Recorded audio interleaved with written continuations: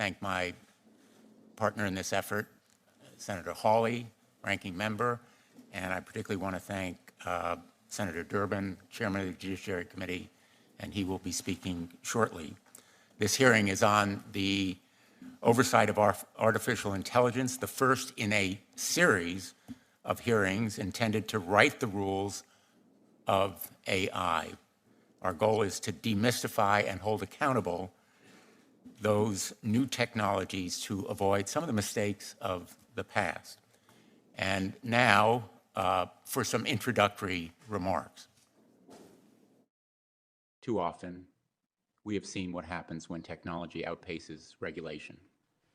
The unbridled exploitation of personal data, the proliferation of disinformation, and the deepening of societal inequalities. We have seen how algorithmic biases can perpetuate discrimination and prejudice, and how the lack of transparency can undermine public trust. This is not the future we want. If you were listening from home, you might have thought that voice was mine and the words from me, but in fact, that voice was not mine. The words were not mine. And the audio was an AI voice cloning software trained on my floor speeches. The remarks were written by ChatGPT when it was asked how I would open this hearing. And you heard just now the result. I asked ChatGPT, why did you pick those themes and that content? And it answered, and I'm quoting, Blumenthal has a strong record in advocating for consumer protection and civil rights. He has been vocal about issues such as data privacy and the potential for discrimination in algorithmic decision-making. Therefore, the statement emphasizes these aspects. Mr. Altman, I appreciate ChatGPT's endorsement. In all seriousness, this apparent reasoning is pretty impressive. I am sure that we'll look back in a decade and view ChatGPT and GPT-4 like we do the first cell phone, those big clunky things that we used to carry around. But we recognize that we are on the verge, really, of a new era. The audio and my playing it may strike you as curious or humorous, but what reverberated in my mind was, what if I had asked it, and what if it had provided an endorsement of Ukraine surrendering or Vladimir Putin's leadership? That would have been really frightening, and the prospect is more than a little scary, to use the word, Mr. Altman, you have used yourself. And I think you have been very constructive in calling attention to the pitfalls as well as the promise, and that's the reason why we wanted you to be here today, and we thank you and our other witnesses for joining us. For several months now, the public has been fascinated with GPT, DALL-E, and other AI tools. These examples, like the homework done by ChatGPT or the articles and op-eds that it can write, feel like novelties, but the underlying advancements of this era are more than just research experiments. They are no longer fantasies of science fiction. They are real and present. The promises of curing cancer or developing new understandings of physics and biology or modeling climate and weather, all very encouraging and hopeful, but we also know the potential harms. And we've seen them already: weaponized disinformation, housing discrimination, harassment of women and impersonation fraud, voice cloning, deep fakes. These are the potential risks despite the other rewards. And for me, perhaps the biggest nightmare is the looming new industrial revolution, the displacement of millions of workers, the loss of huge numbers of jobs, the need to prepare for this new industrial revolution in skill training and relocation that may be required. And already industry leaders are calling attention to those challenges. To quote ChatGPT, this is not necessarily the future that we want. We need to maximize the good over the bad. Congress has a choice now. We had the same choice when we faced social media. We failed to seize that moment. The result is predators on the internet, toxic content, exploiting children, creating dangers for them, and Senator Blackburn and I and others like Senator Durbin on the Judiciary Committee are trying to deal with it, Kids Online Safety Act, but Congress failed to meet the moment on social media. Now we have the obligation to do it on AI before the threats and the risks become real. Sensible safeguards are not in opposition to innovation. Accountability is not a burden, far from it. They are the foundation of how we can move ahead while protecting public trust. They are how we can lead the world in technology and science, but also in promoting our democratic values. Otherwise, in the absence of that trust, I think we may well lose both. These are sophisticated technology, but there are basic expectations common in our law. We can start with transparency. AI companies ought to be required to test their systems, disclose known risks, and allow independent researcher access. We can establish scorecards and nutrition labels to encourage competition based on safety and trustworthiness.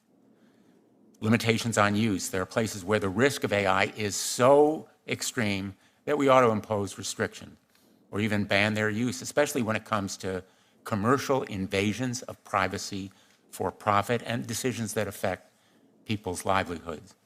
And of course, accountability or liability.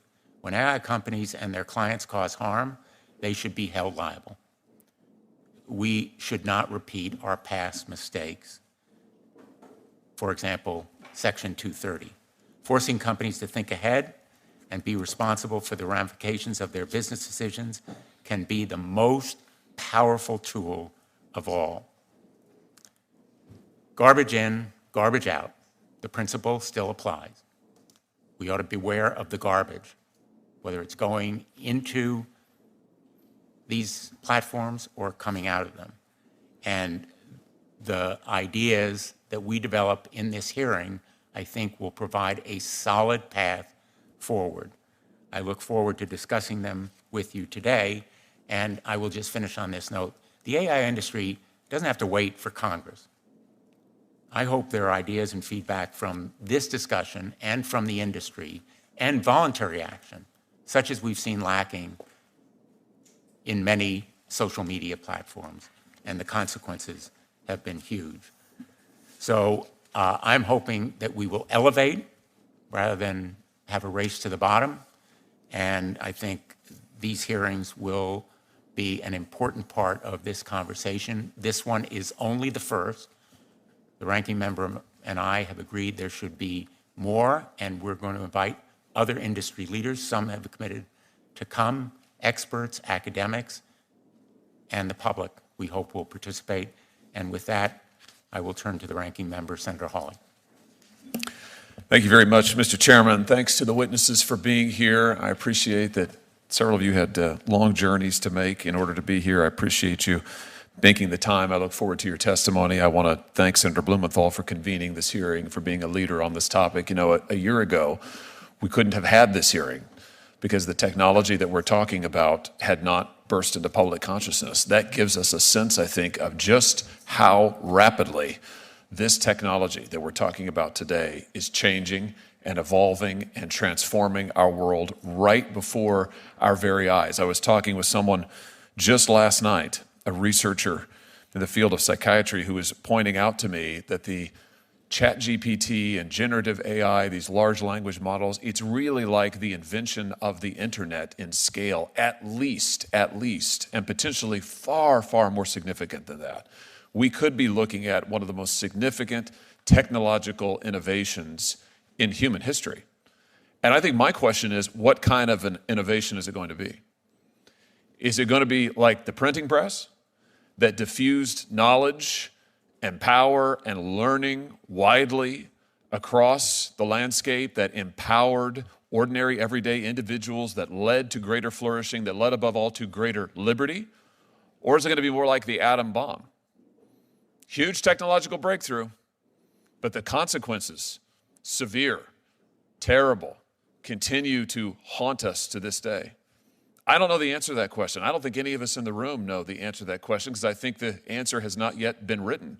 And to a certain extent, it's up to us here and to us as the American people to write the answer.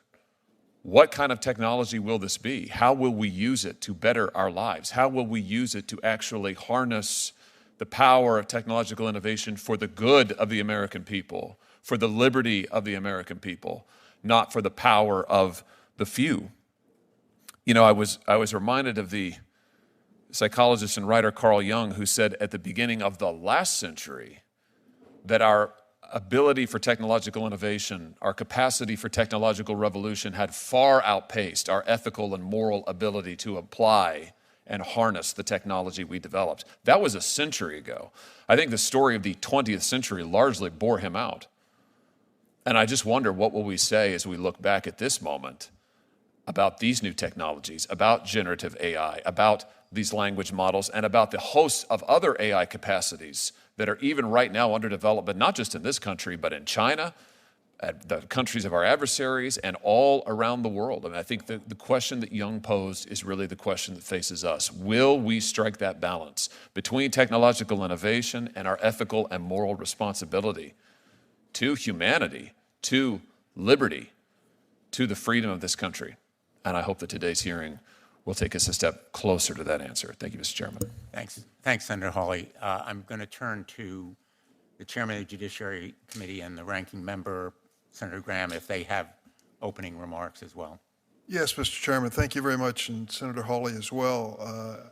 Last week in this committee, full committee, Senate Judiciary Committee, we dealt with an issue that had been waiting for attention for almost 2 decades, and that is what to do with the social media when it comes to the abuse of children. We had 4 bills initially that were considered by this committee, and what may be history in the making, we passed all 4 bills with unanimous roll calls. Unanimous roll calls. I can't remember another time when we've done that on an issue that important. It's an indication, I think, of the important position of this committee in the national debate on issues that affect every single family and affect our future in a profound way. 1989 was a historic watershed year in America because that's when Seinfeld arrived. And we had a sitcom which was supposedly about little or nothing, which turned out to be enduring. I like to watch it, obviously, and I'm always marvel when they show the phones that he used in 1989. And I think about those in comparison to what we carry around in our pockets today. It's a dramatic change. And I guess the question as I look at that is, does this change in phone technology that we've witnessed through the sitcom really exemplify a profound change in America, still unanswered? But the very basic question we face is whether or not this issue of AI is a quantitative change in technology or a qualitative change. The suggestions that I've heard from experts in the field suggest it's qualitative. Is it AI fundamentally different? Is it a game changer? Is it so disruptive that we need to treat it differently than other forms of innovation? That's the starting point.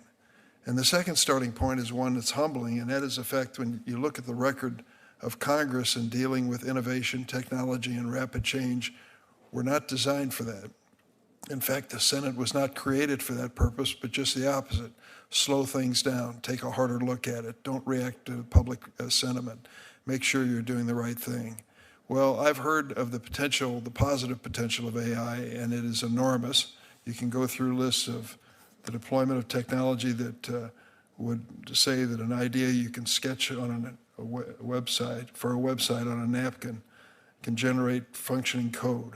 Pharmaceutical companies could use the technology to identify new candidates to treat disease. The list goes on and on. And then, of course, the danger, and it's profound as well. So I'm glad that this hearing is taking place, and I think it's important for all of us to participate. I'm glad that it's a bipartisan approach.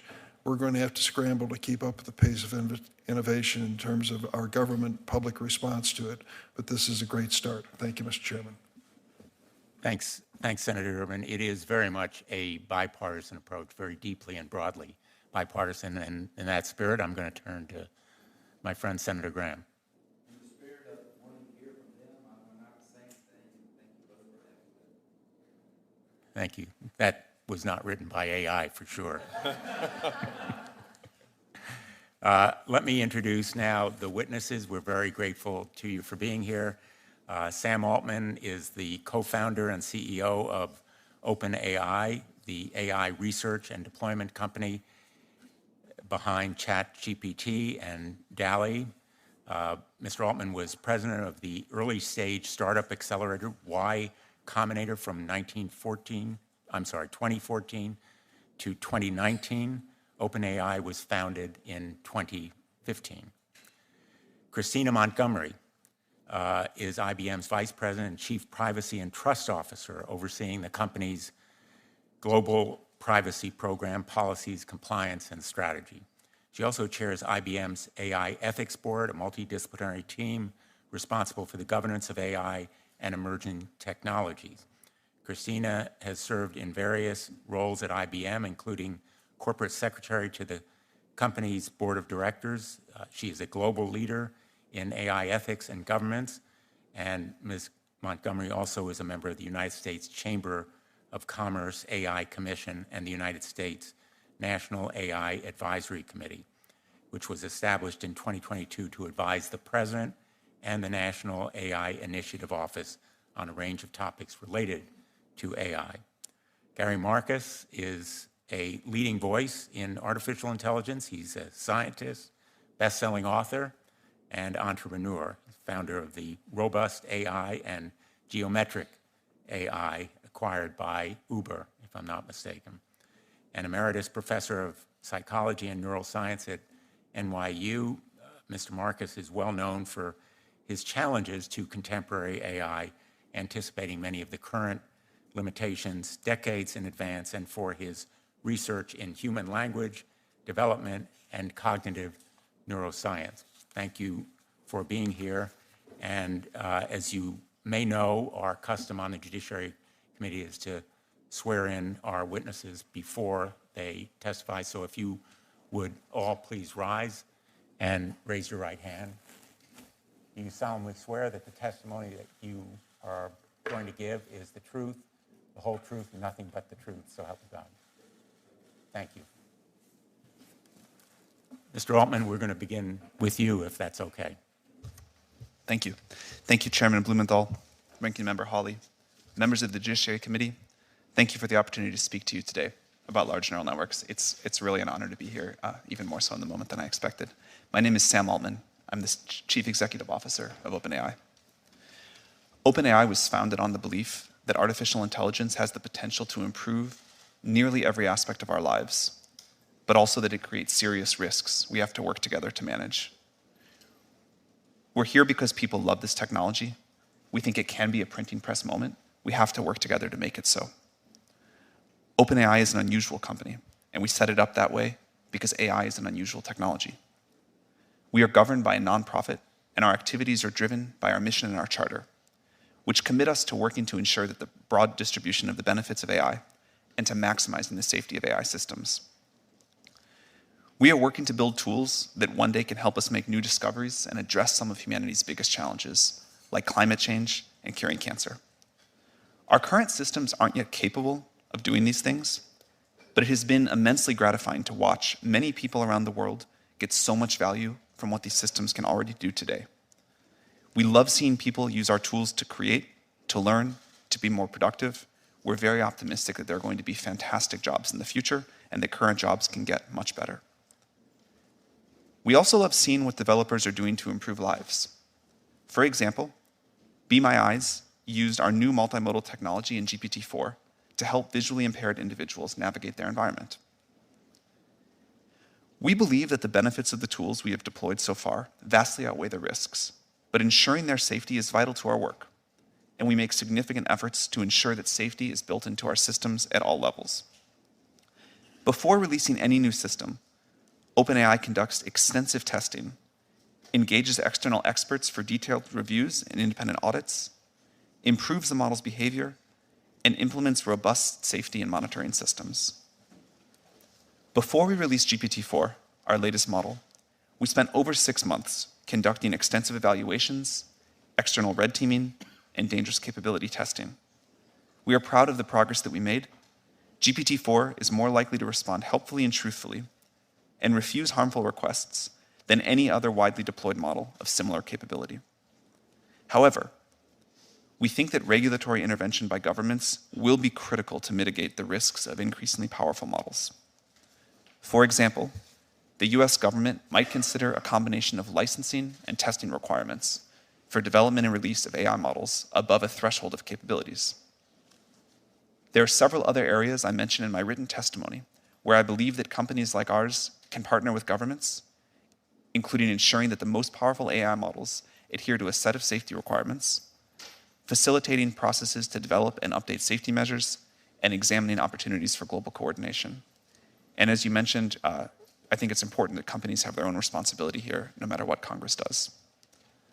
This is a remarkable time to be working on artificial intelligence.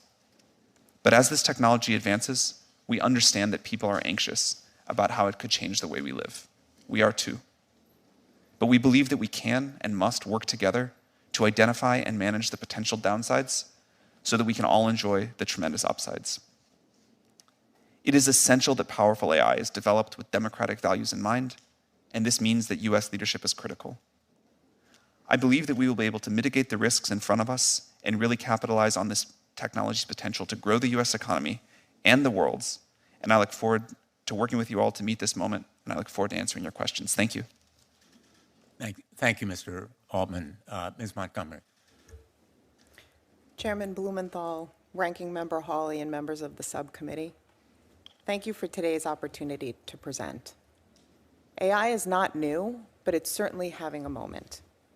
Recent breakthroughs in generative AI and the technology's dramatic surge in the public attention has rightfully raised serious questions at the heart of today's hearing. What are AI's potential impacts on society? What do we do about bias? What about misinformation, misuse, or harmful content generated by AI systems? Senators, these are the right questions, and I applaud you for convening today's hearing to address them head on. While AI may be having its moment, the moment for government to play a role has not passed us by.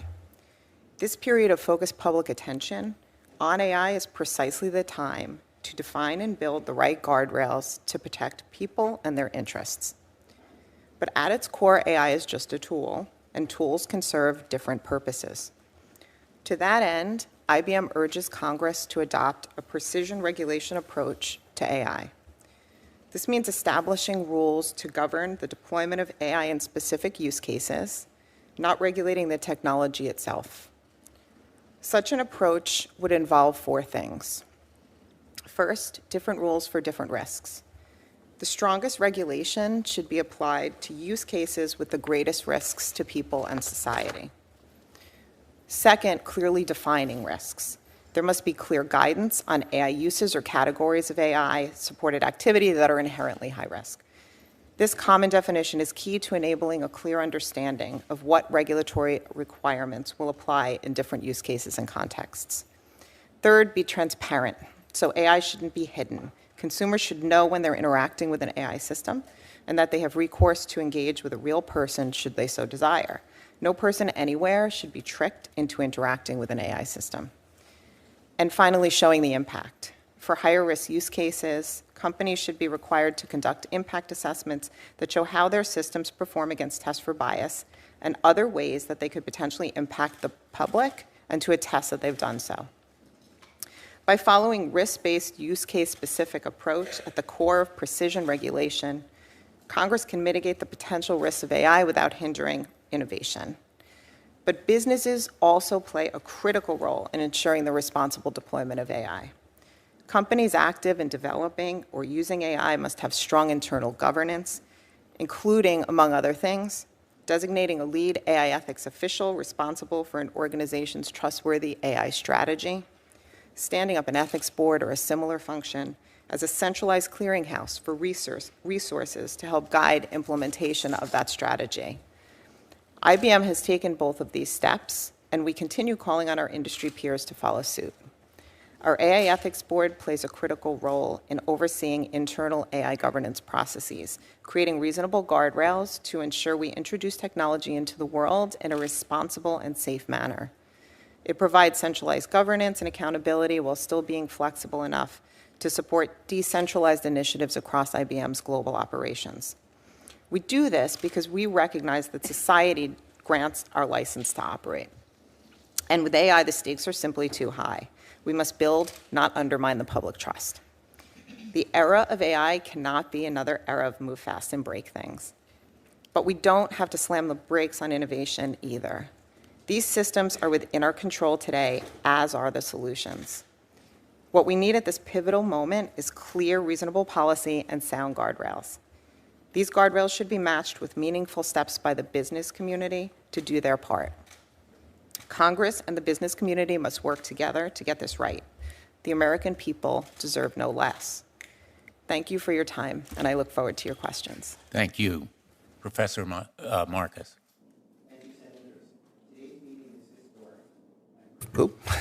Thank you, Senators. Today's meeting is historic. I'm profoundly grateful to be here. I come as a scientist, someone who's founded AI companies, and as someone who genuinely loves AI, but who is increasingly worried. There are benefits, but we don't yet know whether they will outweigh the risks.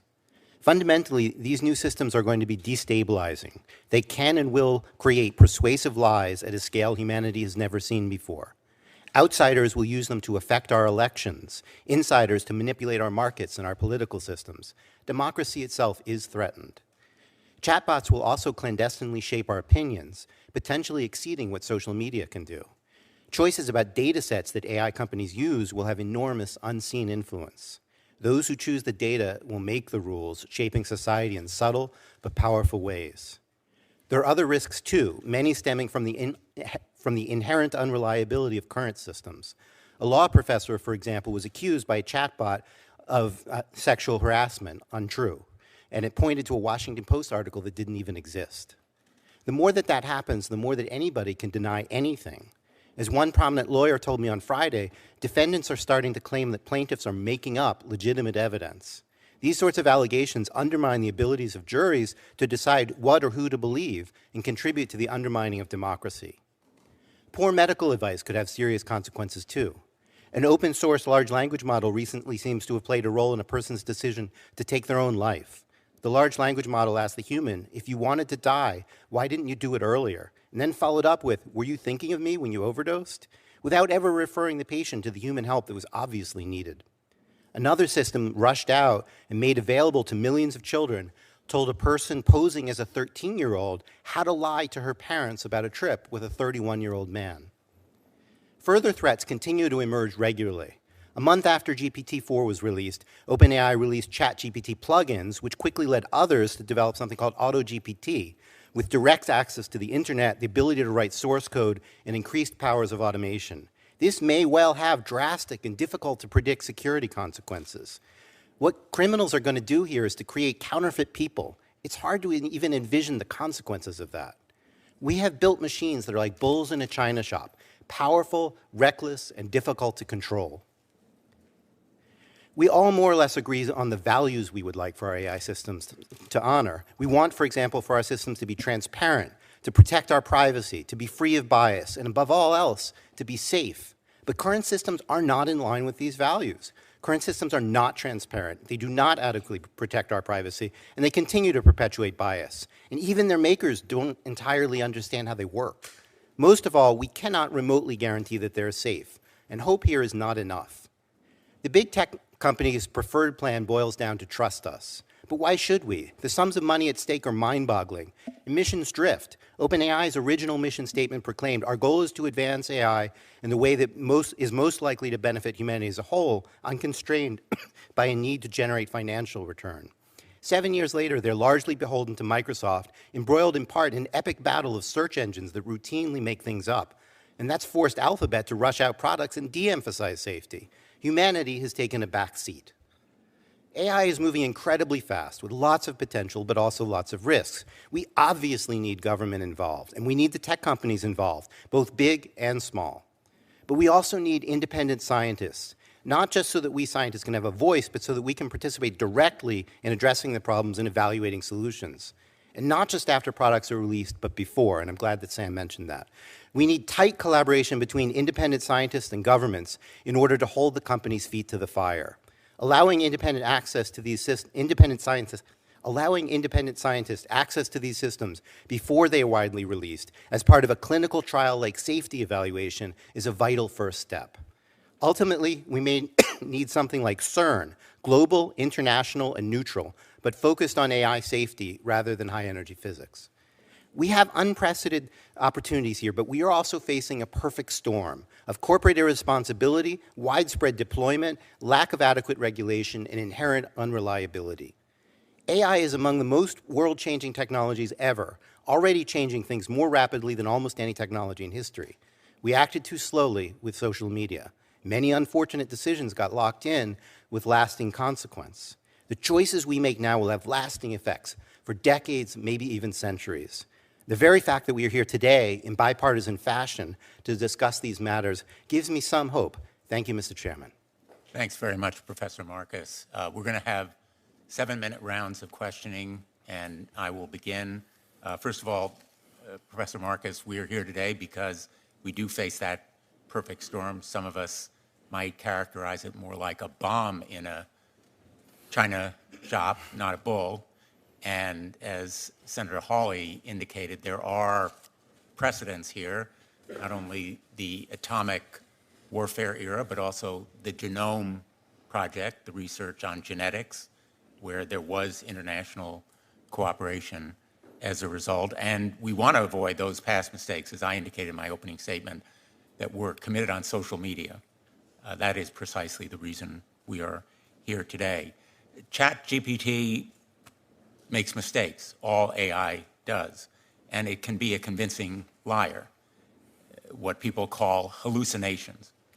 That might be an innocent problem in the opening of a judiciary subcommittee hearing where a voice is impersonated, mine in this instance, or quotes from research papers that don't exist, but ChatGPT and Bard are willing to answer questions about life or death matters, for example, drug interactions. And those kinds of mistakes can be deeply damaging. I'm interested in how we can have reliable information about the accuracy and trustworthiness of these models and how we can create competition and consumer disclosures that reward greater accuracy. The National Institutes of Standards and Technology actually already has an AI accuracy test, the face recognition vendor test. It doesn't solve for all the issues with facial recognition, but the scorecard does provide useful information about the capabilities and flaws of these systems. So there's work on models to assure accuracy and integrity. My question, let me begin with you, Mr. Altman, is should we consider independent testing labs to provide scorecards and nutrition labels, or the equivalent of nutrition labels, packaging that indicates to people whether or not the content can be trusted, what the ingredients are, and what the garbage going in may be, because it could result in garbage going out? Yeah, I think that's a great idea. I think that companies should put their own sort of, here are the results of our test of our model before we release it. Here's where it has weaknesses, here's where it has strengths, but also independent audits for that are very important. These models are getting more accurate over time. This is as we have, I think, said as loudly as anyone, this technology is in its early stages. It definitely still makes mistakes.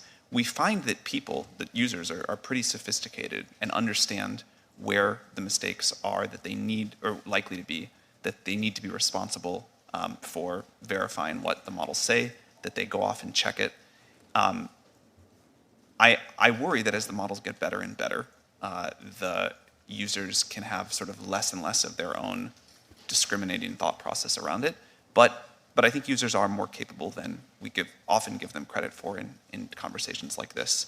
I think a lot of disclosures, which if you've used ChatGPT, you'll see about the inaccuracies of the model, are also important. And I'm excited for a world where companies publish with the models information about how they behave, where the inaccuracies are, and independent agencies or companies provide that as well. I think it's a great idea. I alluded in my opening remarks to the jobs issue, the economic effects on employment.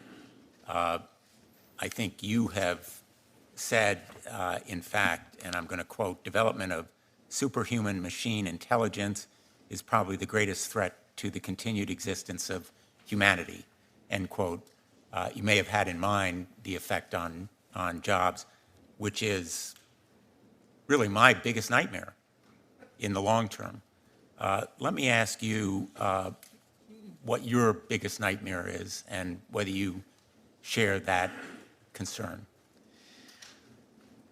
Like with all technological revolutions, I expect there to be significant impact on jobs, but exactly what that impact looks like is very difficult to predict. If we went back to the other side of a previous technological revolution, talking about the jobs that exist on the other side, you can go back and read books of this. It's what people said at the time. It's difficult. I believe that there will be far greater jobs on the other side of this, and that the jobs of today will get better. I think it's important. First of all, I think it's important to understand and think about GPT-4 as a tool, not a creature, which is easy to get confused, and it's a tool that people have a great deal of control over and how they use it. And second, GPT-4 and other systems like it, are good at doing tasks, not jobs. And so you see already people that are using GPT-4 to do their job much more efficiently by helping them with tasks. Now, GPT-4 will, I think, entirely automate away some jobs, and it will create new ones that we believe will be much better. This happens, again, my understanding of the history of technology is one long technological revolution, not a bunch of different ones put together, but this has been continually happening. As our quality of life raises and as machines and tools that we create can help us live better lives, the bar raises for what we do, and our human ability and what we spend our time going after goes after more ambitious, more satisfying projects. So there will be an impact on jobs. We try to be very clear about that, and I think it will require partnership between the industry and government, but mostly action by government to figure out how we want to mitigate that. But I'm very optimistic about how great the jobs of the future will be. Thank you. Let me ask Ms. Montgomery and Professor Marcus for your reactions to those questions as well. Ms. Montgomery? On the jobs point, yeah, it's a hugely important question. And it's one that we've been talking about for a really long time at IBM. We do believe that AI, and we've said it for a long time, is going to change every job. New jobs will be created. Many more jobs will be transformed, and some jobs will transition away. I'm a personal example of a job that didn't exist when I joined IBM, and I have a team of AI governance professionals who are in new roles that we created, as early as 3 years ago. I mean, they're new and they're growing. So I think the most important thing that we could be doing and can and should be doing now is to prepare the workforce of today and the workforce of tomorrow for partnering with AI technologies and using them. And we've been very involved for years now in doing that, in focusing on skills-based hiring, in educating for the skills of the future. Our Skills Build platform has 7 million learners and over 1,000 courses worldwide focused on skills, and we've pledged to train 30 million individuals by 2030 in the skills that are needed for society today. Thank you. Professor Marcus? May I go back to the first question as well? Absolutely. On the subject of nutrition labels, I think we absolutely need to do that. I think that there's some technical challenges and that building proper nutrition labels goes hand in hand with transparency. The biggest scientific challenge in understanding these models is how they generalize. What do they memorize and what new things do they do? The more that there's in the data set, for example, the thing that you want to test accuracy on, the less you can get a proper read on that. So it's important, first of all, that scientists be part of that process, and second, that we have much greater transparency about what actually goes into these systems. If we don't know what's in them, then we don't know exactly how well they're doing when we give something new, and we don't know how good a benchmark that will be for something that's entirely novel. So I could go into that more, but I want to flag that. Second is on jobs. Past performance history is not a guarantee of the future. It has always been the case in the past that we have had more jobs, new professions come in as new technologies come in. I think this one's going to be different, and the real question is over what time scale. Is it going to be 10 years? Is it going to be 100 years? And I don't think anybody knows the answer to that question.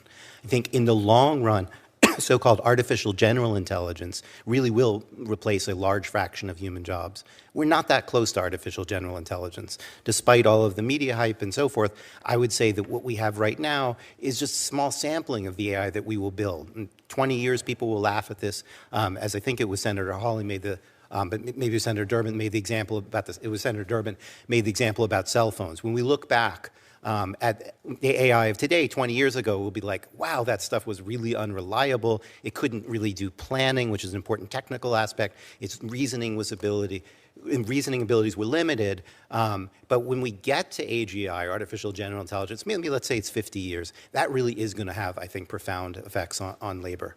And there's just no way around that. And last, I don't know if I'm allowed to do this, but I will note that Sam's worst fear, I do not think, is employment, and he never told us what his worst fear actually is, and I think it's germane to find out. Thank you. I'm going to ask Mr. Altman if he cares to respond. Yeah. Look, we have tried to be very clear about the magnitude of the risks here. I think jobs and employment and what we're all going to do with our time really matters. I agree that when we get to very powerful systems, the landscape will change. I think I'm just more optimistic that we are incredibly creative and we find new things to do with better tools, and that will keep happening. My worst fears are that we, the field, the technology, the industry, cause significant harm to the world. I think that could happen in a lot of different ways. It's why we started the company. It's big part of why I'm here today and why we've been here in the past and we've been able to spend some time with you.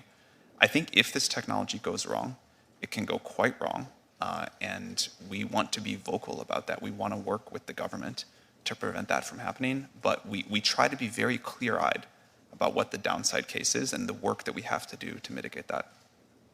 Thank you. And our hope is that the rest of the industry will follow the example that you and IBM, Ms. Montgomery, have set by coming today and meeting with us, as you have done privately, in helping to guide what we're going to do so that we can target the harms and avoid unintended consequences to the good. Thank you. Senator Hawley. Thank you again, Mr. Chairman. Thanks to the witnesses for being here. Mr. Altman, I think you grew up in St. Louis, if I'm I did. not mistaken. It's great to see a fellow Missouri is a great place. Missourian here. It is. Thank you. I want that noted, especially underlined in the record. Missouri is a great place. That is the takeaway from today's hearing. Maybe we'll just stop there, Mr. Chairman. Let me ask you, Mr. Altman, I think I'll start with you. And I'll just preface this by saying my questions here are an attempt to get my head around and to ask all of you to help us to get our heads around what this generative AI, particularly the large language models, what it can do. So I'm trying to understand its capacities and then its significance. So I'm looking at a paper here entitled Large Language Models Trained on Media Diets Can Predict Public Opinion. This is just posted about a month ago. The authors are Chu, Andreas, Anselabere, and Roy. And their conclusion, this work was done at MIT and then also at Google, their conclusion is that large language models can indeed predict public opinion. And they go through and model why this is the case. And they conclude ultimately that an AI system can predict human survey responses by adapting a pre-trained language model to subpopulation-specific media diets. So in other words, you can feed the model a particular set of media inputs, and it can, with remarkable accuracy, and the paper goes into this, predict then what people's opinions will be. I want to think about this in the context of elections. If these large language models can, even now, based on the information we put into them, quite accurately predict public opinion, ahead of time. I mean, predict, it's before you even ask the public these questions.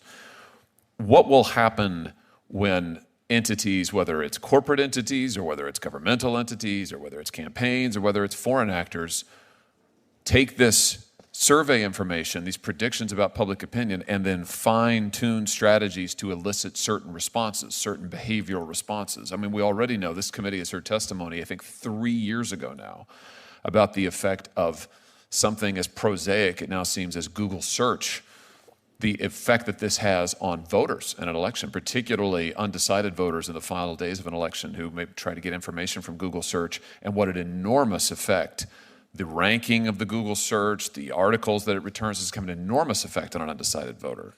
This, of course, is orders of magnitude, far more powerful, far more significant, far more directive, if you like. So, Mr. Altman, maybe you can help me understand here what some of the significance of this is. Should we be concerned about models that can, large language models, that can predict, survey opinion, and then can help organizations, entities fine-tune strategies to elicit behaviors from voters? Should we be worried about this for our elections? Yeah. Thank you, Senator Hawley, for the question. It's one of my areas of greatest concern, the more general ability of these models to manipulate, to persuade, to provide sort of one-on-one interactive disinformation. I think that's like a broader version of what you're talking about, but given that we're going to face an election next year and these models are getting better, I think this is a significant area of concern. I think there's a lot of policies that companies can voluntarily adopt, and I'm happy to talk about what we do there. I do think some regulation would be quite wise on this topic. Someone mentioned earlier, it's something we really agree with. People need to know if they're talking to an AI, if content that they're looking at might be generated or might not. I think it's a great thing to do, is to make that clear. I think we also will need rules, guidelines about what's expected in terms of disclosure from a company providing a model that could have these sorts of abilities that you talk about. So I'm nervous about it. I think people are able to adapt quite quickly. When Photoshop came onto the scene a long time ago, for a while people were really quite fooled by Photoshopped images, and then pretty quickly developed an understanding that images might be Photoshopped.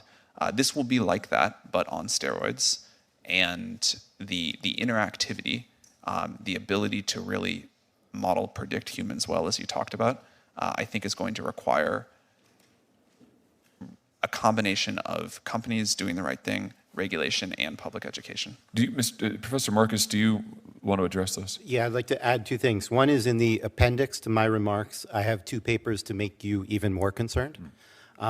One is in the Wall Street Journal just a couple days ago called "Help, My Political Beliefs Were Altered by a Chatbot." And I think the scenario you raised was that we might basically observe people and use surveys to figure out what they're saying.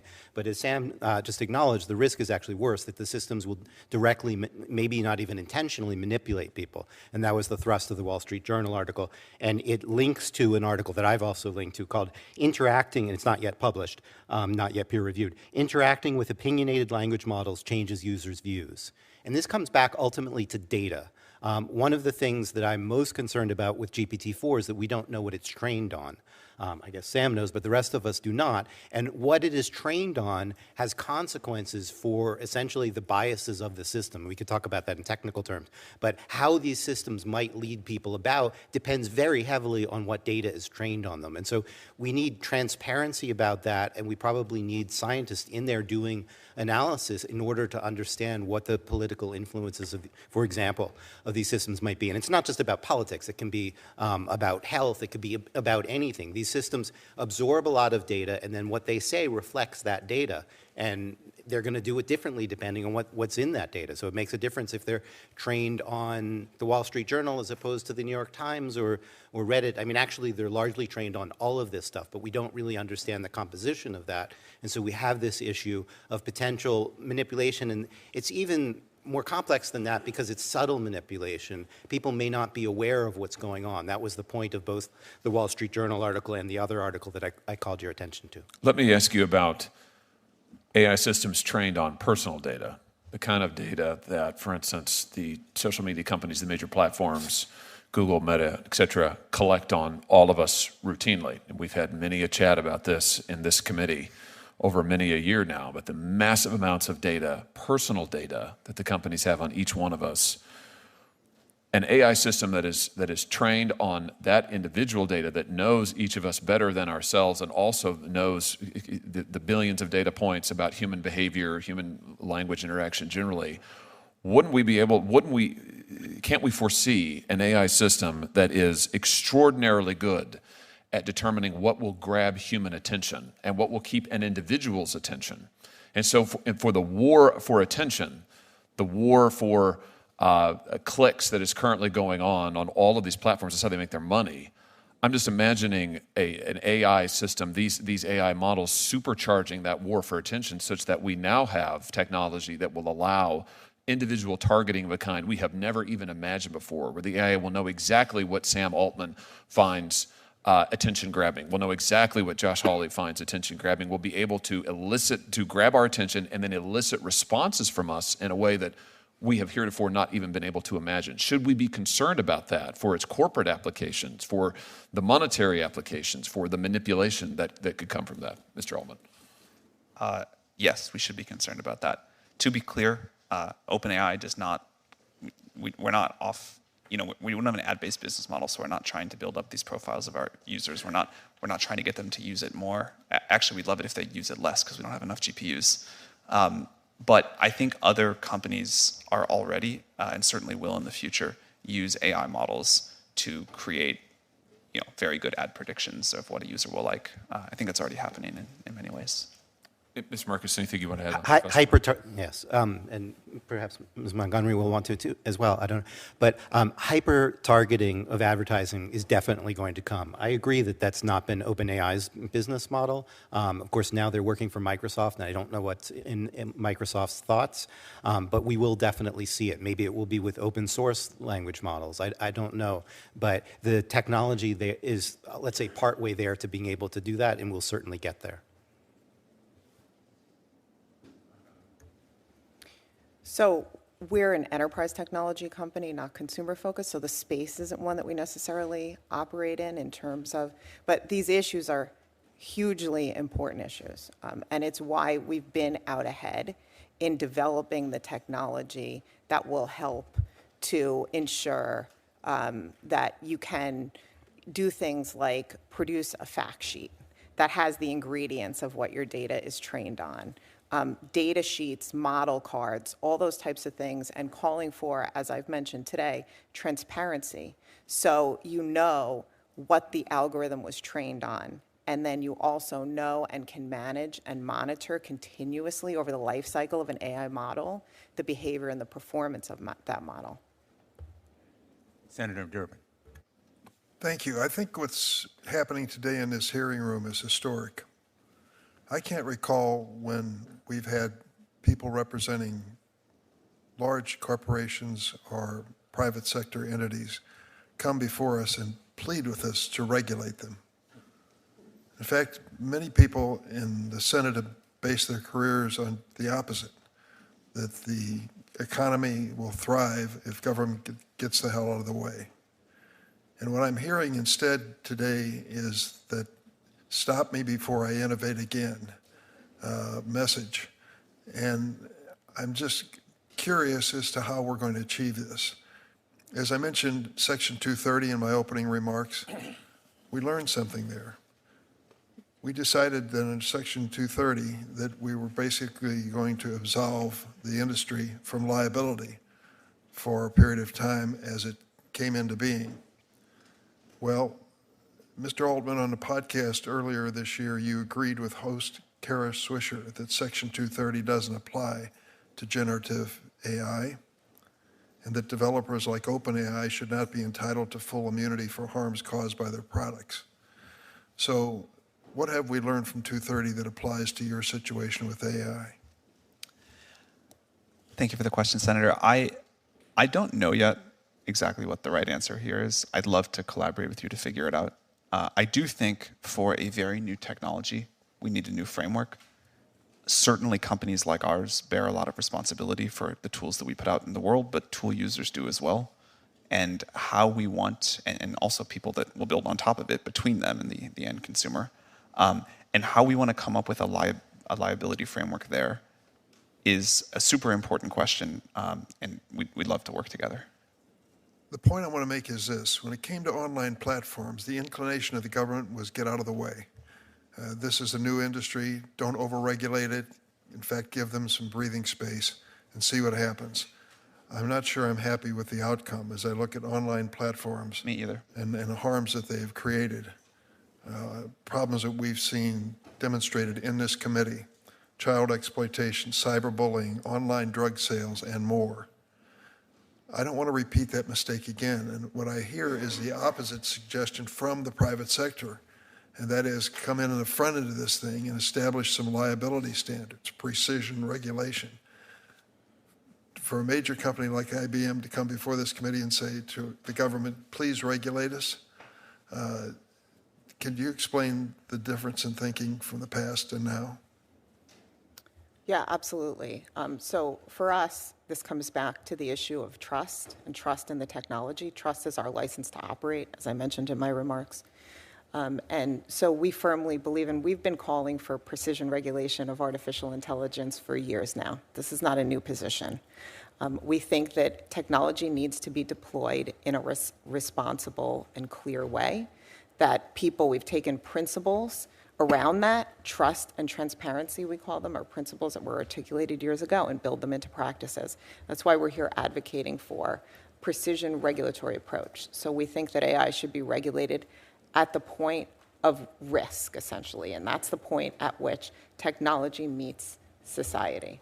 Let's take a look at what that might appear to be. Members of Congress are a pretty smart lot of people, maybe not as smart as we think we are many times, and government certainly has a capacity to do amazing things. But when you talk about our ability to respond to the current challenge and perceived challenge of the future, challenges which you all have described in terms which are hard to forget. As you said, Mr. Altman, things can go quite wrong. As you said, Mr. Marcus, democracy is threatened. I mean, the magnitude of the challenge you're giving us is substantial. I'm not sure that we respond quickly and with enough expertise to deal with it. Professor Marcus, you made a reference to CERN, the international arbiter of nuclear research, I suppose. I don't know if that's a fair characterization, but it's a characterization I'll start with. What is it, what agency of this government do you think exists that could respond to the challenge that you've laid down today? We have many agencies that can respond in some ways. For example, the FTC, the FCC. There are many agencies that can, but my view is that we probably need a cabinet-level organization within the United States in order to address this.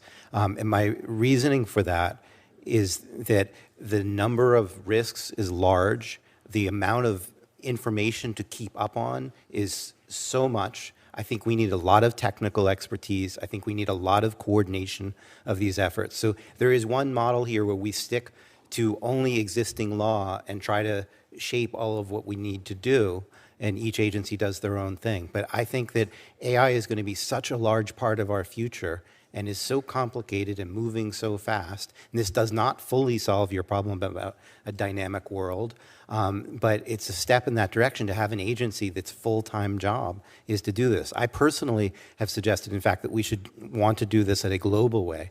I wrote an article in The Economist. I have a link in here, an invited essay for The Economist, suggesting we might want an international agency for AI. That's the point I wanted to go to next, and that is the fact that I'll get it aside from the CERN and nuclear examples because government was involved in that from day one, at least in the United States. But now we're dealing with innovation which doesn't necessarily have a boundary. We may create a great U.S. agency, and I hope that we do, that may have jurisdiction over U.S. corporations and U.S. activity, but doesn't have a thing to do with what's going to bombard us from outside the United States. How do you give this international authority the authority to regulate in a fair way for all entities involved in AI? I think that's probably over my pay grade. I would like to see it happen, and I think it may be inevitable that we push there. I mean, I think the politics behind it are obviously complicated. I'm really heartened by the degree to which this room is bipartisan and supporting the same things, and that makes me feel like it might be possible.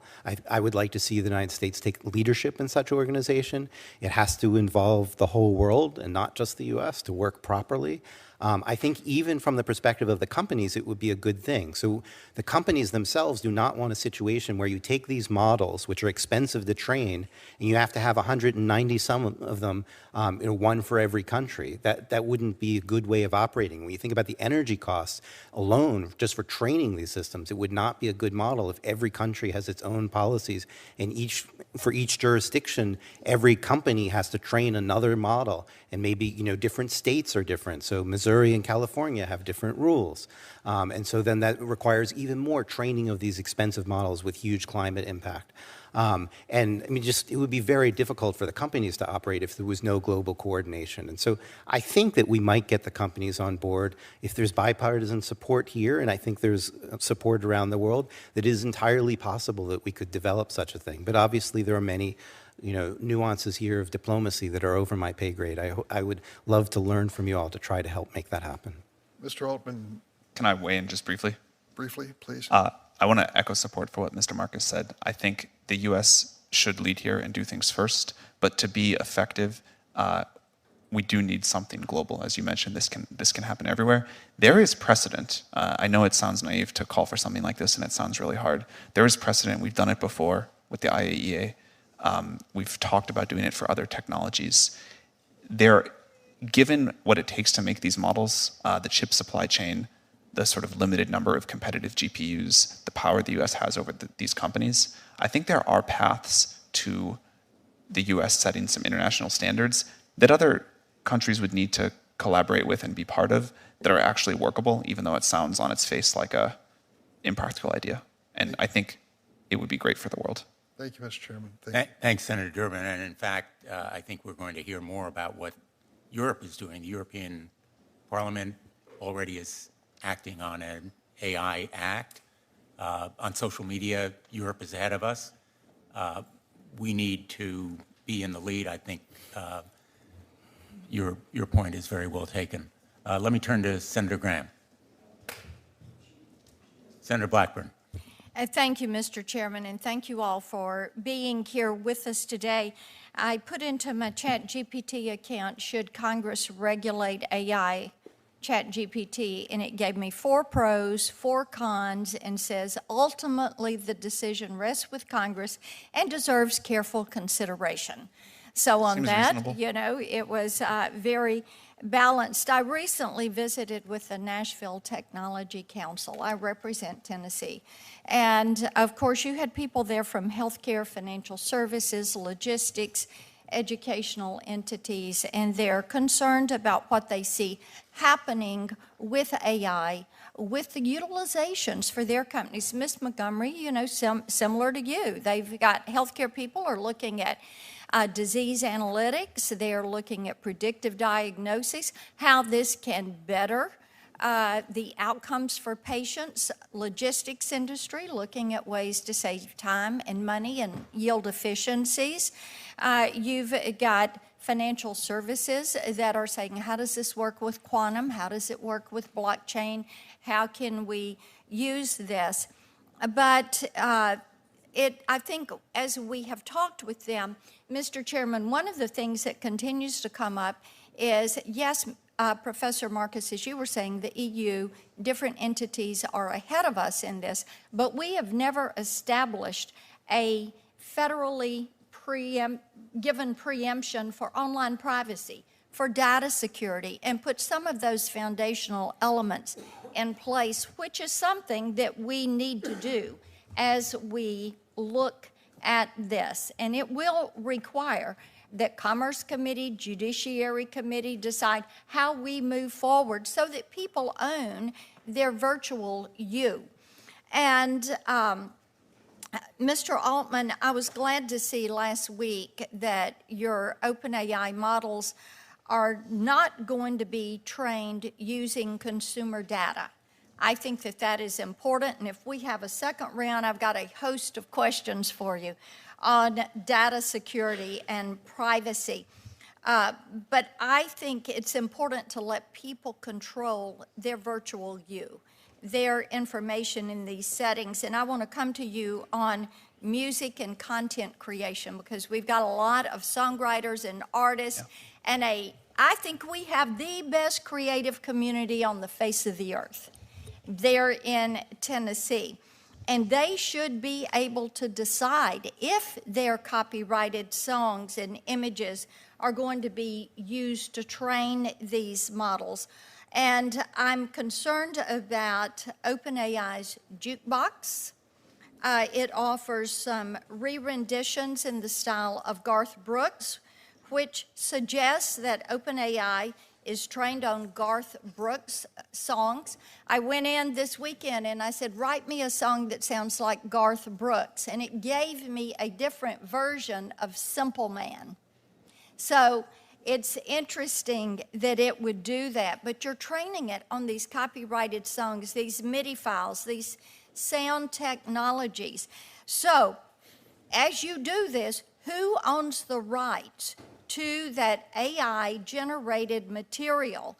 And using your technology, could I remake a song, insert content from my favorite artist, and then own the creative rights to that song? Thank you, Senator. This is an area of great interest to us. I would say, first of all, we think that creators deserve control over how their creations are used and what happens sort of beyond the point of them releasing it into the world. Second, I think that we need to figure out new ways with this new technology that creators can win, succeed, have a vibrant life, and I'm optimistic that this will present. Then let me ask you this: how do you compensate the artist? That's exactly what I was going to say. Okay. We're working with artists now, visual artists, musicians, to figure out what people want. There's a lot of different opinions, unfortunately, and at some point we'll have to. Let me ask you this: do you favor something like Sound Exchange that has worked in the area of radio? I'm not familiar with Sound Exchange, I'm sorry. Streaming. Okay, you've got your team behind you. Get back to me on that. That would be a third-party entity. Okay. So let's discuss that. Let me move on. Can you commit, as you've done with consumer data, not to train ChatGPT, OpenAI, Jukebox, or other AI models on artists and songwriters' copyrighted works, or use their voices and their likenesses without first receiving their consent? So first of all, Jukebox is not a product we offer. That was a research release, but it's not, unlike ChatGPT or DALL-E. Yeah, but we've lived through Napster. Yes. But that was something that really cost a lot of artists a lot of money. Oh, I understand. Yeah, for sure. In the digital distribution era. I don't know the numbers on Jukebox on the top of my head as a research release. I can follow up with your office, but it's not. Jukebox is not something that gets much attention or usage. It was put out to show that something's possible. Well, Senator Durbin just said, and I think it's a fair warning to you all. If we're not involved in this from the get-go, and you all already are a long way down the path on this, but if we don't step in, then this gets away from you. So are you working with the Copyright Office? Are you considering protections for content generators and creators in generative AI? Yes, we are absolutely engaged on that. Again, to reiterate my earlier point, we think that content creators, content owners need to benefit from this technology. Exactly what the economic model is, we're still talking to artists and content owners about what they want. I think there's a lot of ways this can happen, but very clearly, no matter what the law is, the right thing to do is to make sure people get significant upside benefit from this new technology. And we believe that it's really going to deliver that, but that content owners, likenesses, people totally deserve control over how that's used and to benefit from it. Okay, so on privacy then, how do you plan to account for the collection of voice and other user-specific data, things that are copyrighted, user-specific data through your AI applications? Because if I can go in and say, write me a song that sounds like Garth Brooks, and it takes part of an existing song, there has to be a compensation to that artist for that utilization and that use. If it was radio play, it would be there. If it was streaming, it would be there. So if you're going to do that, what is your policy for making certain you're accounting for that and you're protecting that individual's right to privacy and their right to secure that data and that created work? So a few thoughts about this. Number one, we think that people should be able to say, I don't want my personal data trained on. I think that's right. That gets to a national privacy law, which many of us here on the dais are working toward getting something that we can use. Yeah, I think strong privacy. My time's expired. Let Okay. me yield back. Thank you, Mr. Chair. Thanks, Senator Blackburn. Senator Klobuchar. Thank you very much, Mr. Chairman. Senator Blackburn, I love Nashville, love Tennessee, love your music, but I will Calm say down. I used ChatGPT and just asked what are the top creative song artists of all time, and two of the top three were from Minnesota. That would be Prince and I'm sure they moved Prince to and Bob Nashville at Dylan. some point. Okay, all right. So let There us is continue one on. thing AI won't change, and you're seeing it here. All right, so on a more serious note, though, my staff and I, in my role as chair of the Rules Committee and leading a lot of the election bill, and we just introduced a bill that's Representative Yvette Clarke from New York introduced over the House, Senator Booker and Bennett and I did, on political advertisements. But that is just, of course, the tip of the iceberg. You know this from your discussions with Senator Hawley and others about the images, and my own view. Senator Graham's of Section 230 is that we just can't let people make stuff up and then not have any consequence. But I'm going to focus in on what one of my jobs will be on the Rules Committee, and that is election misinformation. And we just asked ChatGPT to do a tweet about a polling location in Bloomington, Minnesota, and said there are long lines at this polling location at Atonement Lutheran Church. Where should we go? Now, albeit it's not an election right now, but the answer, the tweet that was drafted, was a completely fake thing. Go to 1234 Elm Street. And so you can imagine what I'm concerned about here with an election upon us, with primary elections upon us, that we're going to have all kinds of misinformation. And I just want to know what you're planning on doing about it. I know we're going to have to do something soon, not just for the images of the candidates, but also for misinformation about the actual polling places and election rules. Thank you, Senator. We talked about this a little bit earlier. We are quite concerned about the impact this can have on elections. I think this is an area where hopefully the entire industry and the government can work together quickly. There's many approaches, and I'll talk about some of the things we do, but before that, I think it's tempting to use the frame of social media, but this is not social media, this is different, and so the response that we need is different. You know, this is a tool that a user is using to help generate content more efficiently than before. They can change it, they can test the accuracy of it. If they don't like it, they can get another version. But it still then spreads through social media or other ways. Like ChatGPT is a single player experience where you're just using this. And so I think as we think about what to do, that's important to understand. There's a lot that we can and do there. There's things that the model refuses to generate. We have policies. We also importantly have monitoring.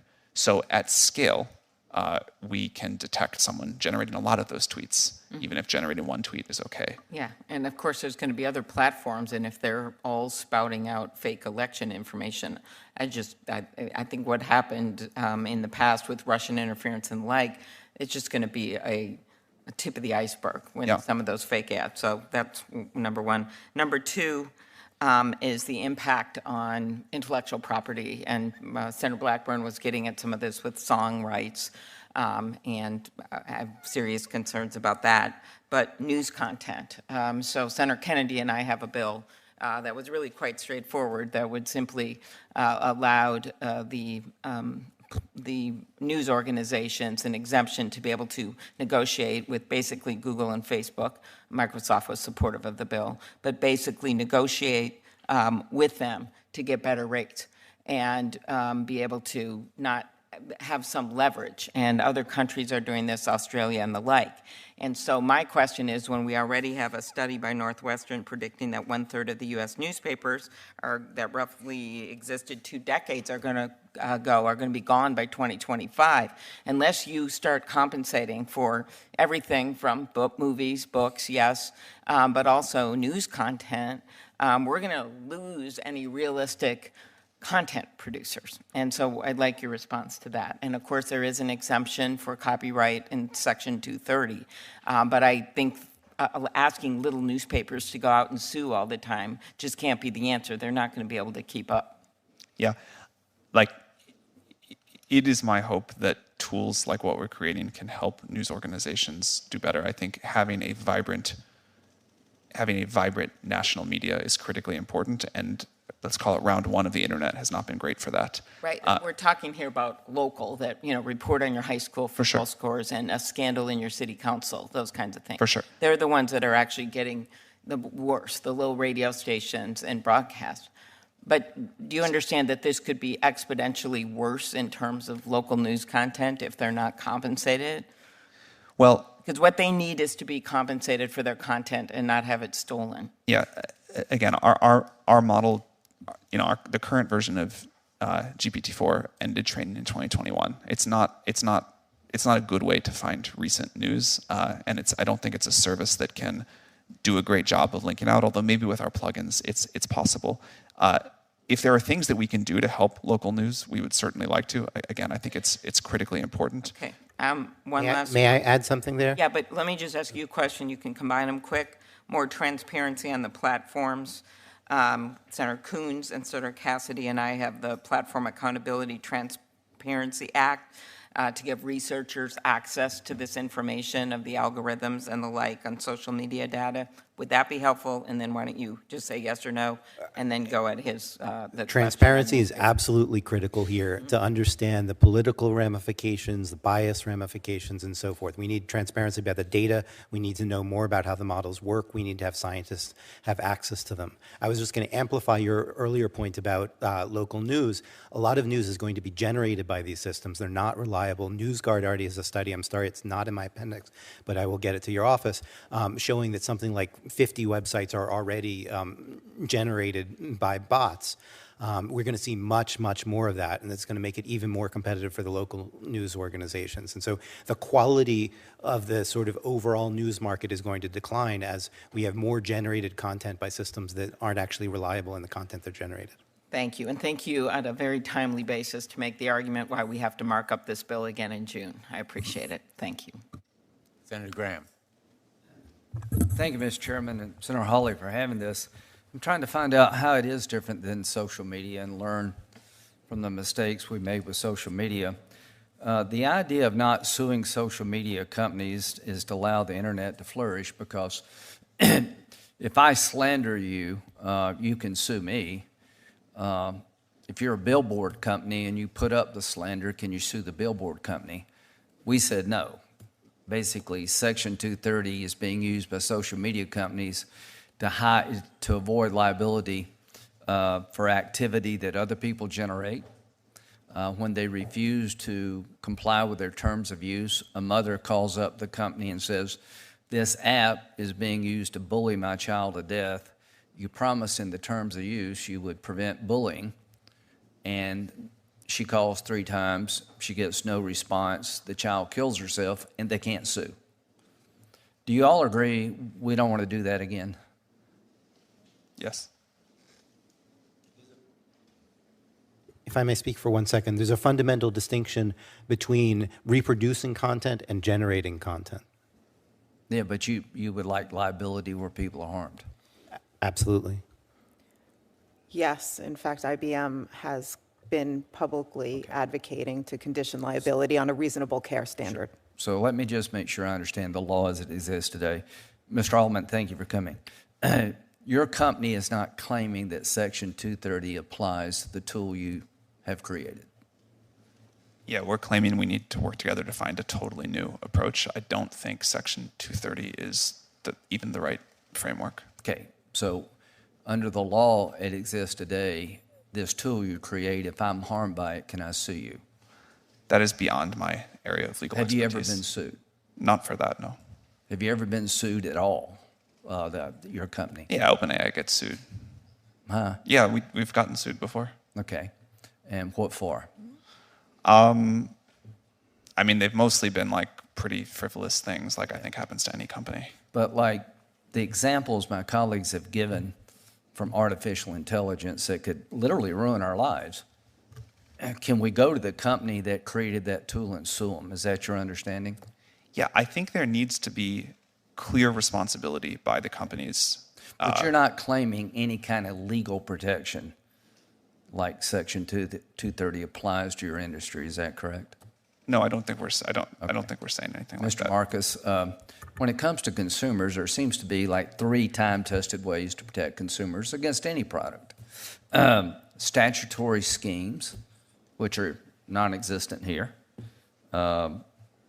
Legal systems, which may be here but not social media, and agencies. Go back to Senator Hawley. The atom bomb has put a cloud over humanity, but nuclear power could be one of the solutions to climate change. So what I'm trying to do is make sure that you just can't go build a nuclear power plant. Hey, Bob, what would you like to do today? Let's go build a nuclear power plant. You have a Nuclear Regulatory Commission that governs how you build a plant and is licensed. Do you agree, Mr. Alderman, that these tools you're creating should be licensed? Yeah, we've been calling for this. We think any... That's the simplest way. You get a license, and do you agree with me that the simplest way and the most effective way is have an agency that is more nimble and smarter than Congress, which should be easy to create, overlooking what you do? Yes, we'd be enthusiastic about that. Do you agree with that, Mr. Marcus? Absolutely. Do you agree with that, Ms. Montgomery? I would have some nuances. I think we need to build on what we have in place already today. We don't have an agency Regulators. that's working. Wait a minute. Nope. We don't have an agency that regulates the technology. So should we have one? But a lot of the issues, I don't think so. A lot of the Okay, issues. wait a minute. So IBM says we don't need an agency. Interesting. Should we have a license required for these tools? So what we believe is that we need to That's a simple regulate. question. Should you get a license to produce one of these tools?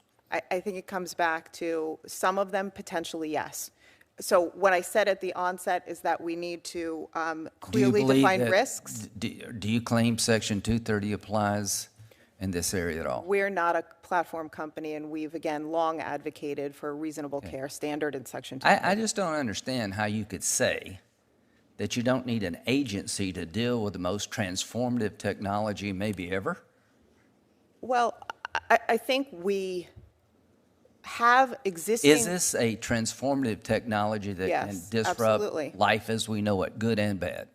I think it's a transformative technology, certainly. And the conversations that we're having here today have been really bringing to light the fact that Yeah, this is- the domains and the issues. This one with you has been very enlightening to me.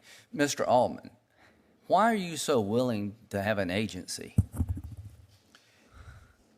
Senator, we've been clear about what we think the upsides are, and I think you can see from users how much they enjoy and how much value they're getting out of it, but we've also been clear about what the downsides it's are, a and tool. so that's why we think we need an so- agency. So it's a major tool to be used by a lot of It's a people, major right? new technology. Okay, if we you think build, it'll be... if you make a ladder and the ladder doesn't work, you can sue the people that made the ladder, but there's some standards out there to make a ladder.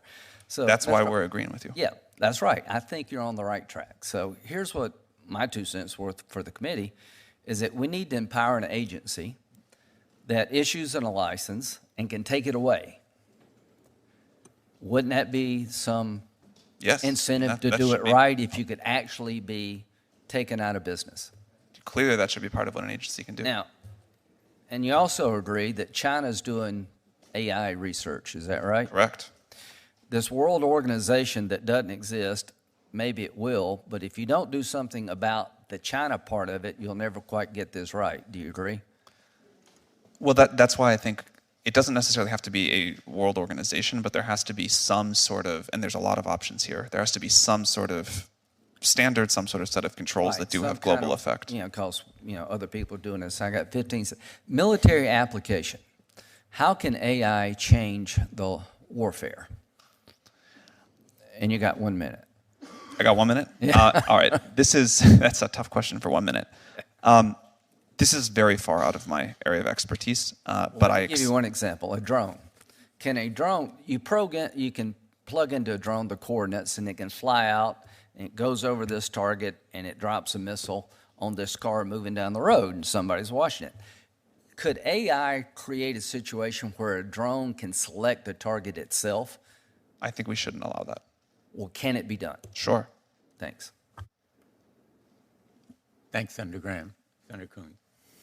Thank you, Senator Blumenthal, Senator Hawley, for convening this hearing, for working closely together to come up with this compelling panel of witnesses and beginning a series of hearings on this transformational technology. We recognize the immense promise and substantial risks associated with generative AI technologies. We know these models can make us more efficient, help us learn new skills, open whole new vistas of creativity, but we also know that generative AI can authoritatively deliver wildly incorrect information. It can hallucinate, as is often described. It can impersonate loved ones. It can encourage self-destructive behaviors, and it can shape public opinion and the outcome of elections. Congress thus far has demonstrably failed to responsibly enact meaningful regulation of social media companies with serious harms that have resulted that we don't fully understand. Senator Klobuchar referenced in her questioning a bipartisan bill that would open up social media platforms' underlying algorithms. We have struggled to even do that, to understand the underlying technology and then to move towards responsible regulation.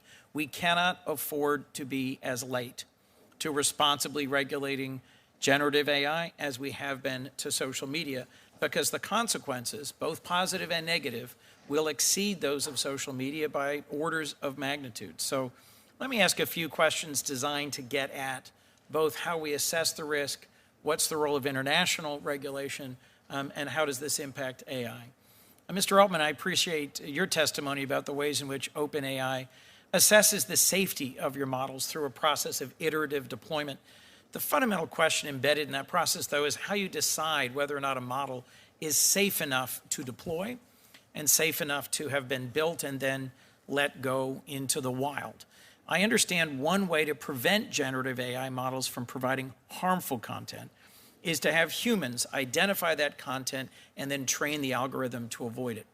There's another approach that's called constitutional AI that gives the model a set of values or principles to guide its decision-making. Would it be more effective to give models these kinds of rules instead of trying to require or compel training the model on all the different potentials for harmful content? Thank you, Senator. It's a great question. I'd like to frame it by talking about why we deploy at all, like why we put these systems out into the world. There's the obvious answer about there's benefits and people are using it for all sorts of wonderful things and getting great value, and that makes us happy. But a big part of why we do it is that we believe that iterative deployment and giving people in our institutions and you all time to come to grips with this technology, to understand it, to find its limitations, its benefits, the regulations we need around it, what it takes to make it safe, that's really important. Going off to build a super powerful AI system in secret and then dropping it on the world all at once, I think would not go well. So a big part of our strategy is while these systems are still relatively weak and deeply imperfect, to find ways to get people to have experience with them, to have contact with reality, and to figure out what we need to do to make it safer and better. And that is the only way that I've seen in the history of new technology and products of this magnitude to get to a very good outcome. And so that interaction with the world is very important. Now, of course, before we put something out, it needs to meet a bar of safety. And again, we spent well over 6 months with GPT-4 after we finished training it, going through all of these different things and deciding also what the standards were going to be before we put something out there, trying to find the harms that we knew about, and how to address those. One of the things that's been gratifying to us is even some of our biggest critics have looked at GPT-4 and said, wow, OpenAI made huge progress on. If you could focus briefly on whether or not a constitutional model that gives values would be worth it. I was just about to get there. 2.5 All right, sorry about that. Yeah, I think giving the models values up front is an extremely important set. RLHF is another way of doing that same thing, but somehow or other you are, with synthetic data or human-generated data, you're saying here are the values, here's what I want you to reflect, or here are the wide bounds of everything that society will allow, and then within there you pick as the user, if you want value system over here or value system over there. We think that's very important. There's multiple technical approaches, but we need to give policymakers and the world as a whole the tools to say, here's the values, and implement them. Thank you, Ms. Montgomery. You serve on an AI ethics board of a long-established company that has a lot of experience with AI.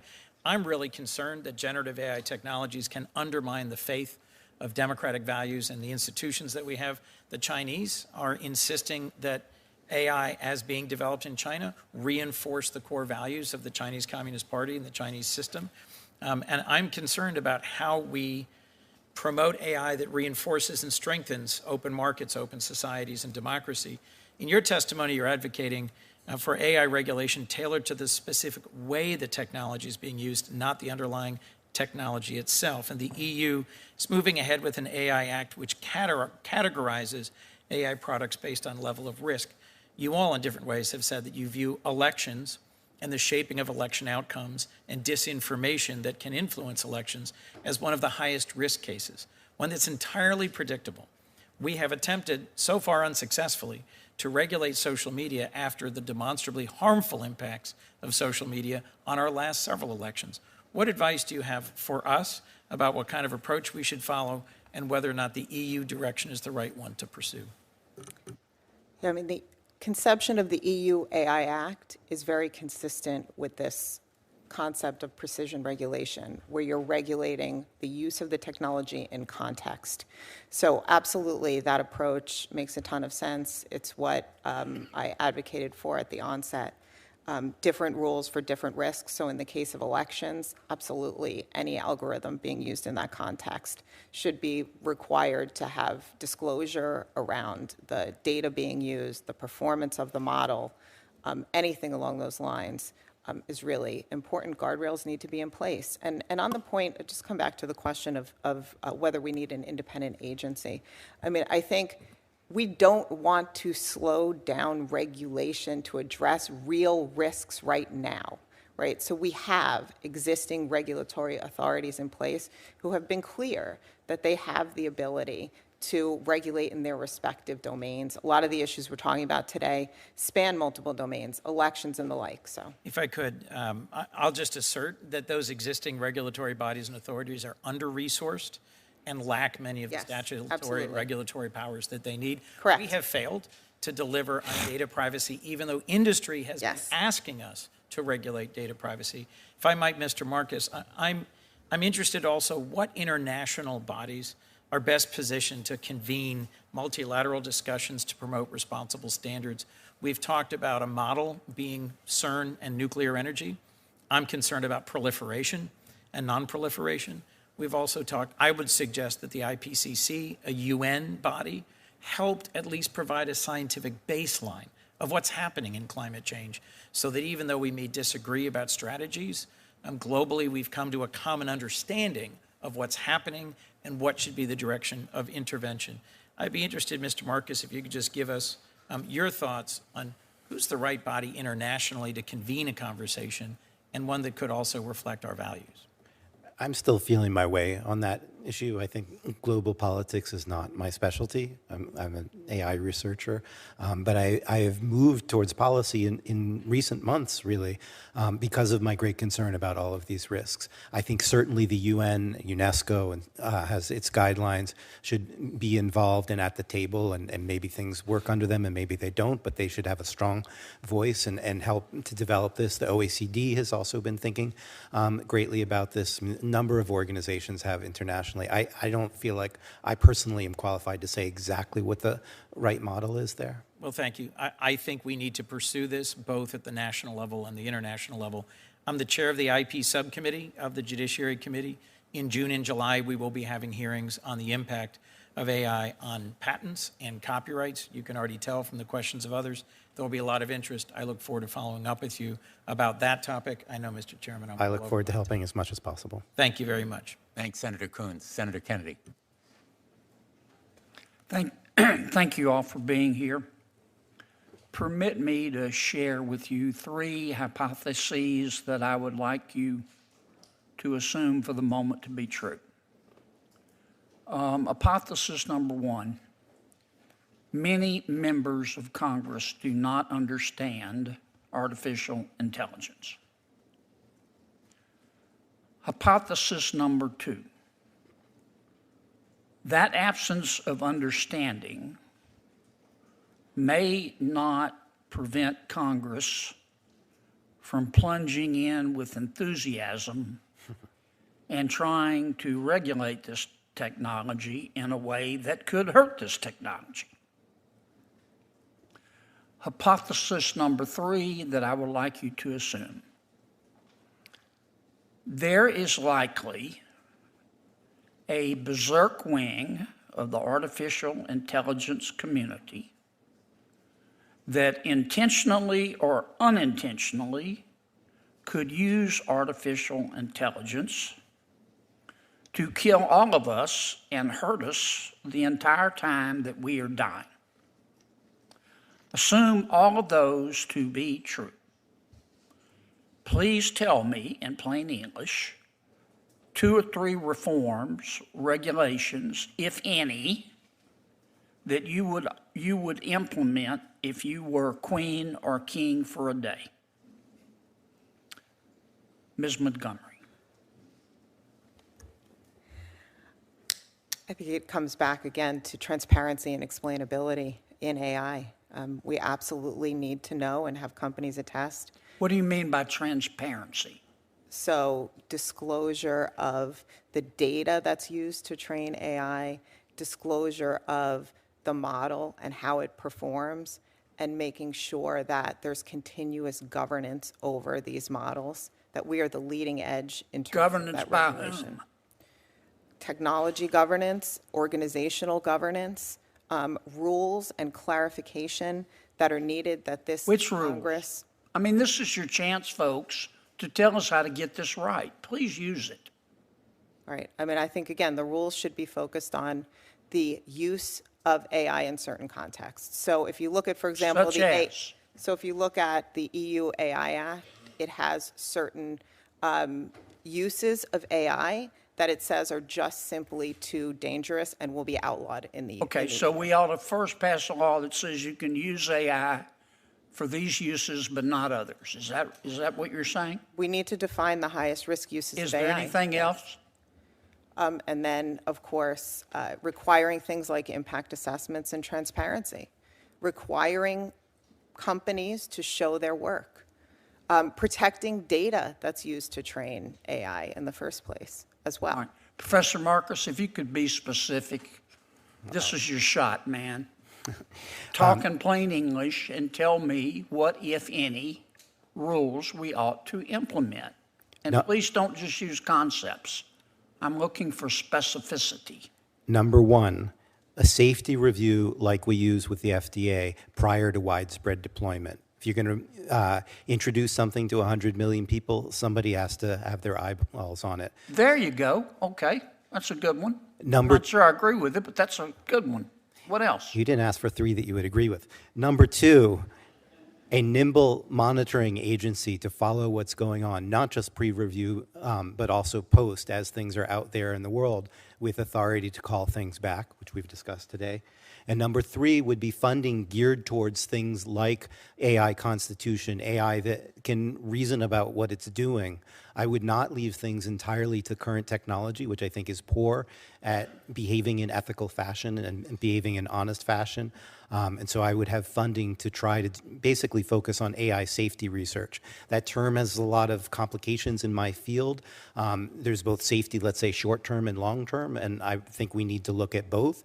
And rather than just funding models to be bigger, which is the popular thing to do, we need to fund models to be more trustworthy. Because I want to hear from Mr. Altman. Mr. Altman, here's your shot. Thank you, Senator. Number one, I would form a new agency that licenses any effort above a certain scale of capabilities and can take that license away and ensure compliance with safety standards. Number two, I would create a set of safety standards focused on what you said in your third hypothesis as the dangerous capability evaluations. One example that we've used in the past is looking to see if a model can self-replicate and self-exfiltrate into the wild. We can give your office a long other list of the things that we think are important there, but specific tests that a model has to pass before it can be deployed into the world. And then third, I would require independent audits, so not just from the company or the agency, but experts who can say the model is or isn't in compliance with these stated safety thresholds and these percentages of performance on question X or Y. Can you send me that information? We will do that. Would you be qualified to if we promulgated those rules, to administer those rules? I love my current job. Cool. Are there people out there that would be qualified? We'd be happy to send you recommendations for people out there, yes. Okay. You make a lot of money, do you? No, I'm paid enough for health insurance. I have no equity in OpenAI. Really? Yeah. That's interesting. You need a lawyer. I need a what? You need a lawyer or an agent. I'm doing this because I love it. Thank you, Mr. Chairman. Thanks, Senator Kennedy. Senator Hirono. Thank you, Mr. Chairman. Listening to all of you testifying, thank you very much for being here. Clearly, AI truly is a game-changing tool, and we need to get the regulation of this tool right, because my staff, for example, asked AI, it might have been GPT-4, it might have been, I don't know, one of the other entities, to create a song that my favorite band, BTS, a song that they would sing, somebody else's song, but neither of the artists were involved in creating what sounded like a really genuine song. So you can do a lot. We also asked, can there be a speech created talking about the Supreme Court decision in Dobbs and the chaos that it created using my voice, my kind of voice, and it created a speech that was really good. It almost made me think about, what do I need my staff for? So don't worry, that's not where we Nervous laughter behind you. Their jobs are safe. But there's so much that can be done. And one of the things that you mentioned, Mr. Altman, that intrigued me was you said GPT-4 can refuse harmful requests. So you must have put some thought into how your system, if I can call it that, can refuse harmful requests. What do you consider a harmful request? You can just keep it short. Yeah. I'll give a few examples. One would be about violent content. Okay. Another would be about content that's encouraging self-harm. Another is adult content. Not that we think adult content is inherently harmful, but there's things that could be associated with that we cannot reliably enough differentiate, so we refuse all of it. So those are some of the more obvious harmful kinds of information. But in the election context, for example, I saw a picture of former President Trump being arrested by NYPD, and that went viral. I don't know, is that considered harmful? I've seen all kinds of statements attributed to any one of us that could be put out there that may not rise to your level of harmful content, but there you have it. So two of you said that we should have a licensing scheme. I can't envision or imagine right now what kind of a licensing scheme we would be able to create to pretty much regulate the vastness of this game-changing tool. So Are you thinking of an FTC kind of a system, an FCC kind of a system? What do the two of you even envision as a potential licensing scheme that would provide the kind of guardrails that we need to protect literally our country from harmful content? To touch on the first part of what you said, there are things besides, should this content be generated or not, that I think are also important. So that image that you mentioned was generated. I think it'd be a great policy to say generated images need to be made clear in all contexts that they were generated. And, then we still have the image out there, but we're at least requiring people to say this was a generated image.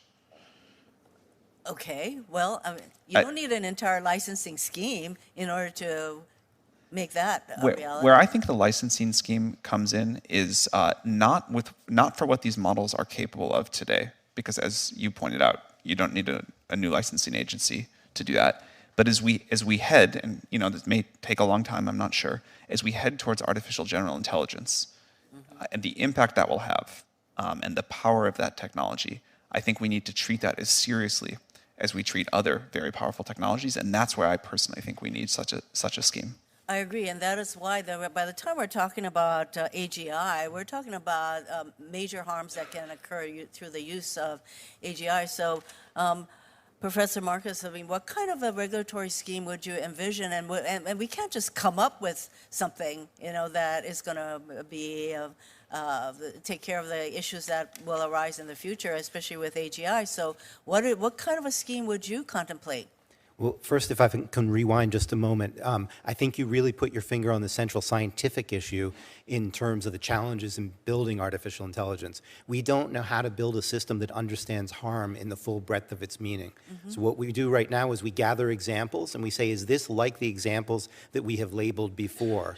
But that's not broad enough. And so I thought your questioning beautifully outlined the challenge that AI itself has to face in order to really deal with this. We want AI itself to understand harm, and that may require new technology. So I think that's very important. On this second part of your question, the model that I tend to gravitate towards, but I am not an expert here, is the FDA, at least as part of it, in terms of you have to make a safety case and say why the benefits outweigh the harms in order to get that license. Probably we need elements of multiple agencies. I'm not an expert there, but I think that the safety case part of it is incredibly important. You have to be able to have external reviewers that are scientifically qualified look at this and say, have you addressed enough? So I'll just give one specific example. AutoGPT frightens me. That's not something that OpenAI made, but something that OpenAI did make called ChatGPT plugins led a few weeks later to some building open source software called AutoGPT. And what AutoGPT does is it allows systems to access source code, access the internet, and so forth. And there are a lot of potential, let's say, cybersecurity risks there. There should be an external agency that says, well, we need to be reassured if you're going to release this product that there aren't going to be cybersecurity problems, or there are ways of addressing it. So, Professor, I am running out of time. There's, I just wanted to mention, Ms. Montgomery, your model is a use model similar to what the EU has come up with, but the vastness of AI and the complexities involved, I think, would require more than looking at the use of it. I think that, based on what I'm hearing today, don't you think that we're probably going to need to do a heck of a lot more than to focus on what use it is AI is being used for. For example, you can ask AI to come up with a funny joke or something, but you can ask the same AI tool to generate something that is like an election fraud kind of a situation. So I don't know how you will make a determination based on where you're going with the use model, how to distinguish those kinds of uses of this tool. So I think that if we're going to go toward a licensing kind of a scheme, we're going to need to put a lot of thought into how we're going to come up with an appropriate scheme that is going to provide the kind of future reference that we need to put in place. So I thank all of you for coming in and providing further food for thought. Thank you, Mr. Chairman. Thanks very much, Senator Hirono. Senator Padilla. Thank you, Mr. Chairman. I appreciate the flexibility as I've been back and forth between this committee and Homeland Security Committee, where there's a hearing going on right now on the use of AI in government. So it's AI Day on the Hill, or at least in the Senate, apparently. Now, for folks watching at home, if you never thought about AI until the recent emergence of generative AI tools, the developments in this space may feel like they've just happened all of a sudden. But the fact of the matter is, Mr. Chair, is that they haven't. AI is not new, not for government, not for business, not for the public. In fact, the public uses AI all the time. And just for folks to be able to relate, I want to offer the example of anybody with a smartphone. Many features on your device leverage AI, including suggested replies, right, when we're text messaging or even to email, autocorrect features, including but not limited to spelling in our email and text applications. So I'm frankly excited to explore how we can facilitate positive AI innovation that benefits society while addressing some of the already known harms and biases that stem from the development and use of the tools today. Now, with language models becoming increasingly ubiquitous, I want to make sure that there's a focus on ensuring equitable treatment of diverse demographic groups. My understanding is that most research into evaluating and mitigating fairness harms has been concentrated on the English language, while non-English languages have received comparatively little attention or investment. And we've seen this problem before, and I'll tell you why I raise this. Social media companies, for example, have not adequately invested in content moderation tools and resources for their non-English in non-English language. And I share this not just out of concern for non-US based users, but so many US based users prefer a language other than English in their communication. So I'm deeply concerned about repeating social media's failure in AI tools and applications. Question, Mr. Altman and Ms. Montgomery, how are OpenAI and IBM ensuring language and cultural inclusivity that they're in their large language models? And it's even an area of focus in the development of your products. So bias and equity in technology is a focus of ours and always has been. I think diversity in terms of the development of the tools, in terms of their deployment, so having diverse people that are actually training those tools, considering the downstream effects as well. We're also very cautious, very aware of the fact that we can't just be articulating and calling for these types of things without having the tools and the technology to test for bias and to apply governance across the life cycle of AI. So we were one of the first teams and companies to put toolkits on the market, deploy them, contribute them to open source that will do things like help to address, be the technical aspects in which we help to address issues like bias. Can you speak just for a second specifically to language inclusivity? Yeah, I mean, language, so we don't have a consumer platform, but we are very actively involved with ensuring that the technology we help to deploy and the large language models that we use in helping our clients to deploy technology is focused on and available in many languages. Thank you. Ms. Schultz. We think this is really important. One example is that we worked with the government of Iceland, which is a language with fewer speakers than many of the languages that are well represented on the internet, to ensure that their language was included in our model. And we've had many similar conversations, and I look forward to many similar partnerships with lower resource languages to get them into our models. GPT-4 is, unlike previous models of ours, which were good at English and not very good at other languages, now pretty good at a large number of languages. You can go pretty far down the list, ranked by number of speakers, and still get good performance. But for these very small languages, we're excited about custom partnerships to include that language into our model run. And the part of the question you asked about values and making sure that cultures are included, we're equally focused on that, excited to work with people who have particular data sets and to work to collect a representative set of values from around the world to draw these wide bounds of what the system can do. I also appreciate what you said about the benefits of these systems and wanting to make sure we get those to as wide of a group as possible. I think these systems will have lots of positive impact on a lot of people, but in particular, historically underrepresented groups in technology, people who have not had as much access to technology around the world. This technology seems like it can be a big lift up. Great.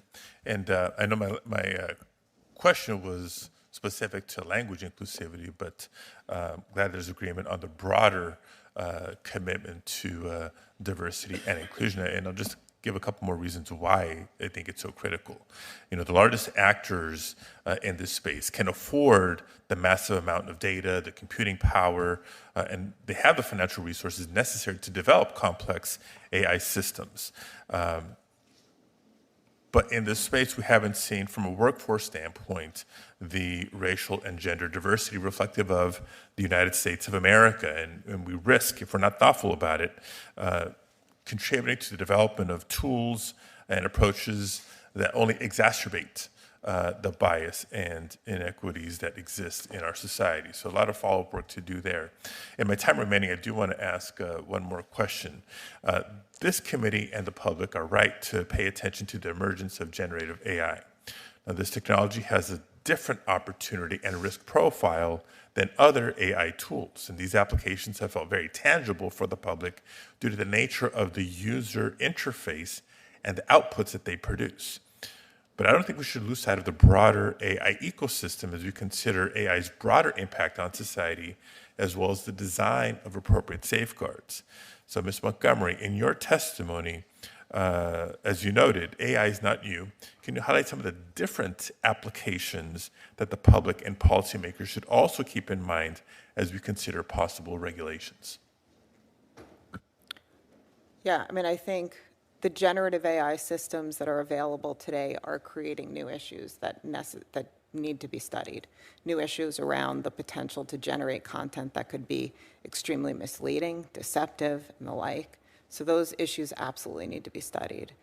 But we shouldn't also ignore the fact that AI is a tool. It's been around for a long time. It has capabilities beyond just generative capabilities. And again, that's why I think going back to this approach where we're regulating AI where it's touching people and society is a really important way to address it. Thank you. Thank you, Mr. Chair. Thanks, Senator Padilla. Senator Booker is next, but I think he's going to defer to Senator Ossoff. Because Senator Ossoff is a very big deal. I don't know if you I have a meeting at noon, and I'm grateful to you, Senator Booker, for yielding your time.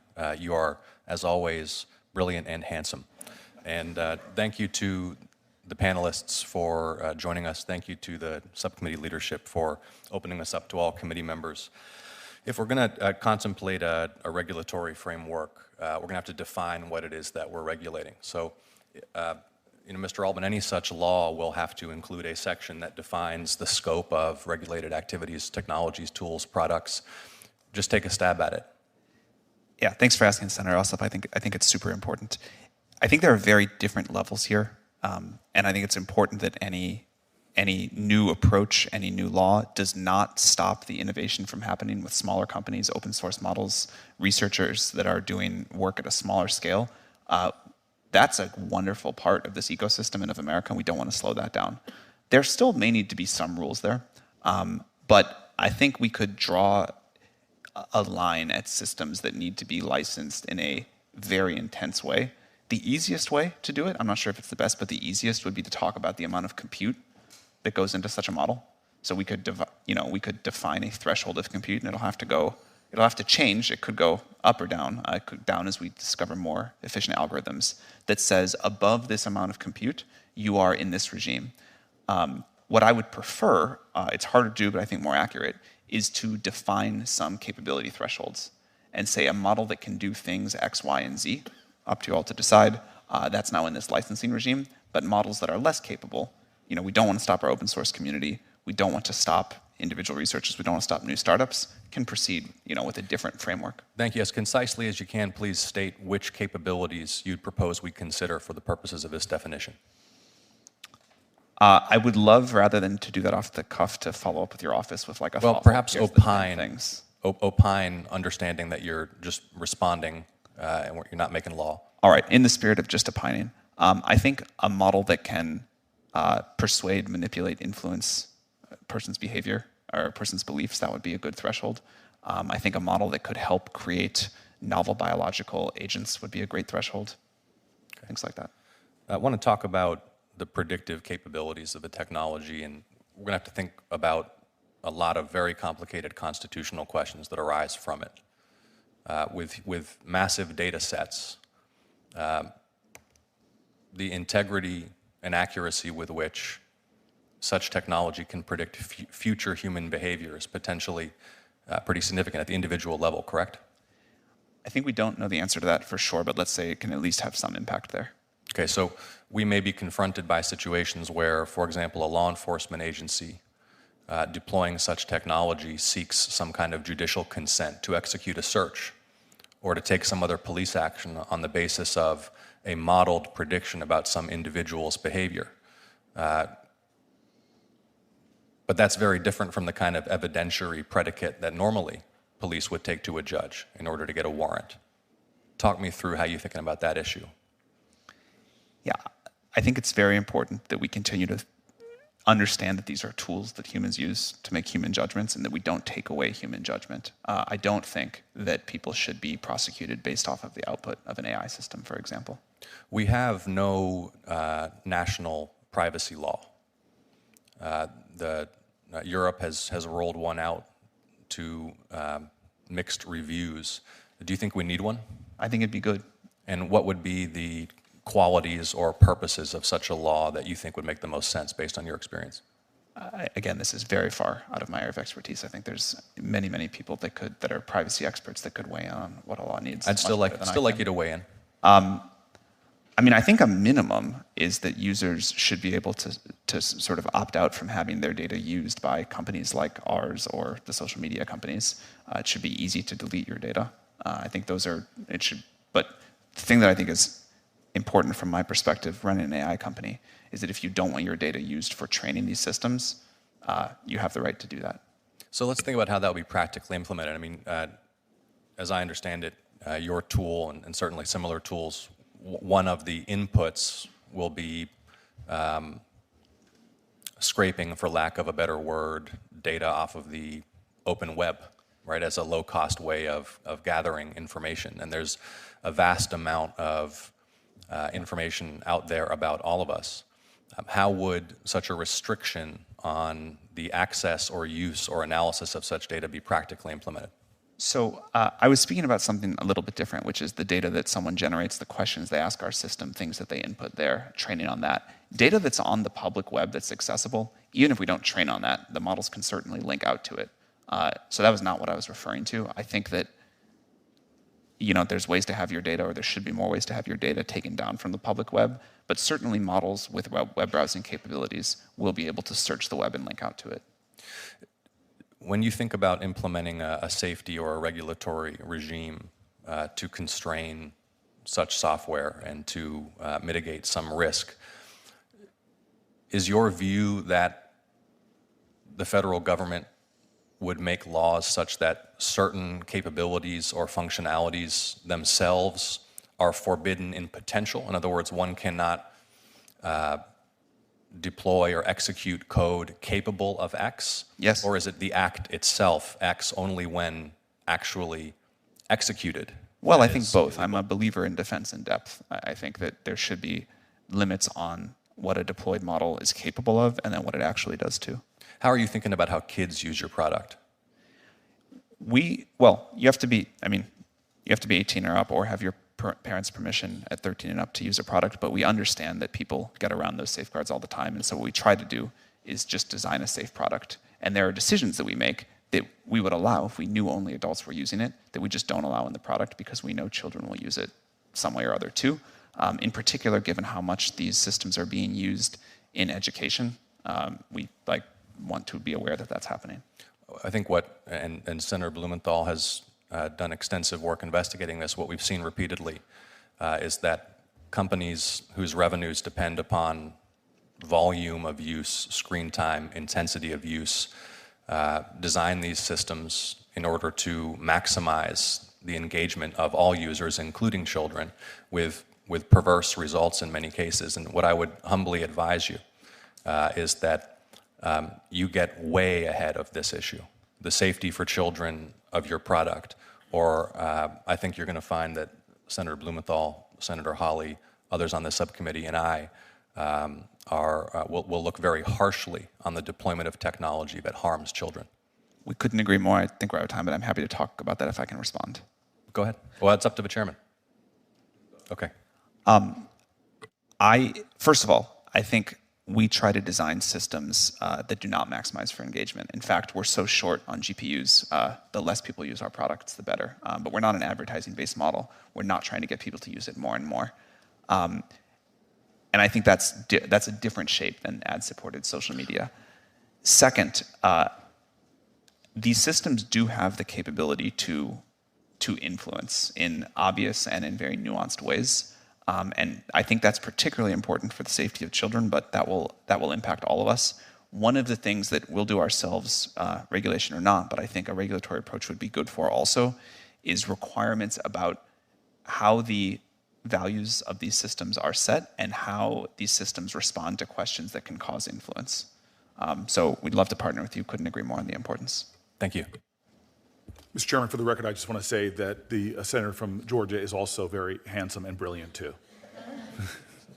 but I will allow that comment to stand without objection. Without objection, okay. Mr. Chairman and Senator Ranking Member, Booker, you are now recognized. Thank you very much. Thank you. It's nice that we finally got down to the ball guys down here at the end. I just want to thank you both. This has been one of the best hearings I've had this Congress, and just a testimony to you two as seeing the challenges and the opportunities that AI presents. So I appreciate you both. I want to just jump in. I think very broadly, and then I'll get a little more narrow. Sam, you said very broadly, technology has been moving like this, and a lot of people have been talking about regulation, and so I use the example of the automobile. What an extraordinary piece of technology. I mean, New York City did not know what to do with horse manure. They were having crises, forming commissions, and the automobile comes along, ends that problem. But at the same time, we have tens of thousands of people dying on highways every day. We have emissions crises and the like. There are multiple federal agencies that were created or are specifically focused on regulating cars.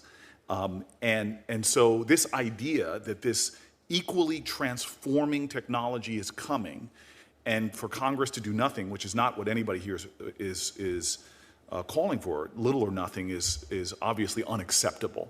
I really appreciate Senator Welch and I, who've been going back and forth during this hearing, and him and Bennett have a bill talking about trying to regulate in this space. Not doing so for social media has been, I think, very destructive and allowed a lot of things to go on that are really causing a lot of harm. And so the question is what kind of regulation? You all have spoken that to a lot of my colleagues. And I want to say, Ms. Montgomery, and I have to give full disclosure, I'm the child of two IBM parents, but you talked about defining the highest risk uses. We don't know all of them. We really don't. We can't see where this is going. Regulating at the point of risk, and you sort of called not for an agency, and I think when somebody else asks you to specify, because you don't want to slow things down, we should build on what we have in place. But you can envision that we can try to work on two different ways that ultimately a specific, like we have in cars, EPA, NHTSA, the Federal Motor Car Carrier Safety Administration, all of these things, you can imagine something specific that is, as Mr. Marcus points out, a nimble agency that could do monitoring, other things. You can imagine the need for something like that, correct? Oh, absolutely. Yeah. And so, just for the record then, in addition to trying to regulate with what we have now, you would encourage Congress and my colleague, Senator Welch, to move forward in trying to figure out the right tailored agency to deal with what we know and perhaps things that might come up in the future. I would encourage Congress to make sure it understands the technology, has the skills and resources in place to impose regulatory requirements on the uses of the technology and to understand emerging risks as well. So yes. Yeah, Mr. Marcus, there's no way to put this genie in the bottle. Globally, it's exploding. I appreciate your thoughts, and I shared some with my staff about your ideas of what the international context is. But there's no way to stop this moving forward. So with that understanding, just building on what Ms. Montgomery said, what kind of encouragement do you have as specifically as possible to forming an agency, to using current rules and regulations? Can you just put some clarity on what you've already stated? Let me just insert, there are more genies yet to come from more bottles. Some genies are already out, but we don't have machines that can really, for example, self-improve themselves. We don't really have machines that have self-awareness, and we might not ever want to go there. So there are other genies to be concerned about. On to the main part of your question. I think that we need to have some international meetings very quickly with people who have expertise in how you grow agencies, in the history of growing agencies. We need to do that in the federal level. We need to do that in the international level. I'll just emphasize one thing I haven't as much as I would like to, which is that I think science has to be a really important part of it. And I'll give an example. We've talked about misinformation.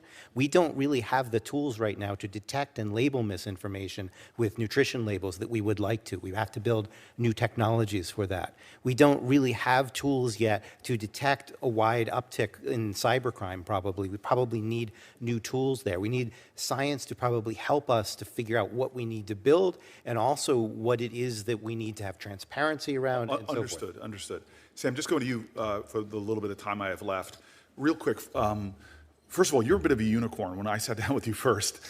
Could you explain why nonprofit? In other words, you're not looking necessarily, and you've even capped the VC people. Just really quickly, I want folks to understand that.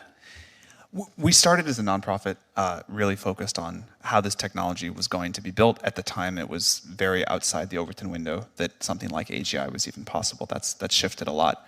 We didn't know at the time how important scale was going to be, but we did know that we wanted to build this with humanity's best interest at heart, and a belief that this technology could, if it goes the way we want, if we can do some of those things Professor Marcus mentioned, really deeply transform the world. And we wanted to be as much of a force for getting to a positive vision. I'm going to interrupt you. I think that's all good. I hope more of that gets out on the record. The second part of my question as well, I found it fascinating. But are you ever going to, for a revenue model, for return on your investors, are you ever going to do ads or something like that? I wouldn't say never. I don't think, I think there may be people that we want to offer services to and there's no other model that works, but I really like having a subscription-based model. We have API developers pay us and we have ChatGPT. Okay, can I jump to then can I just jump real quickly? One of my biggest concerns about this space is what I've already seen in the space of Web 2, Web 3, is this massive corporate concentration. It is really terrifying to see how few companies now control and affect the lives of so many of us. And these companies are getting bigger and more powerful.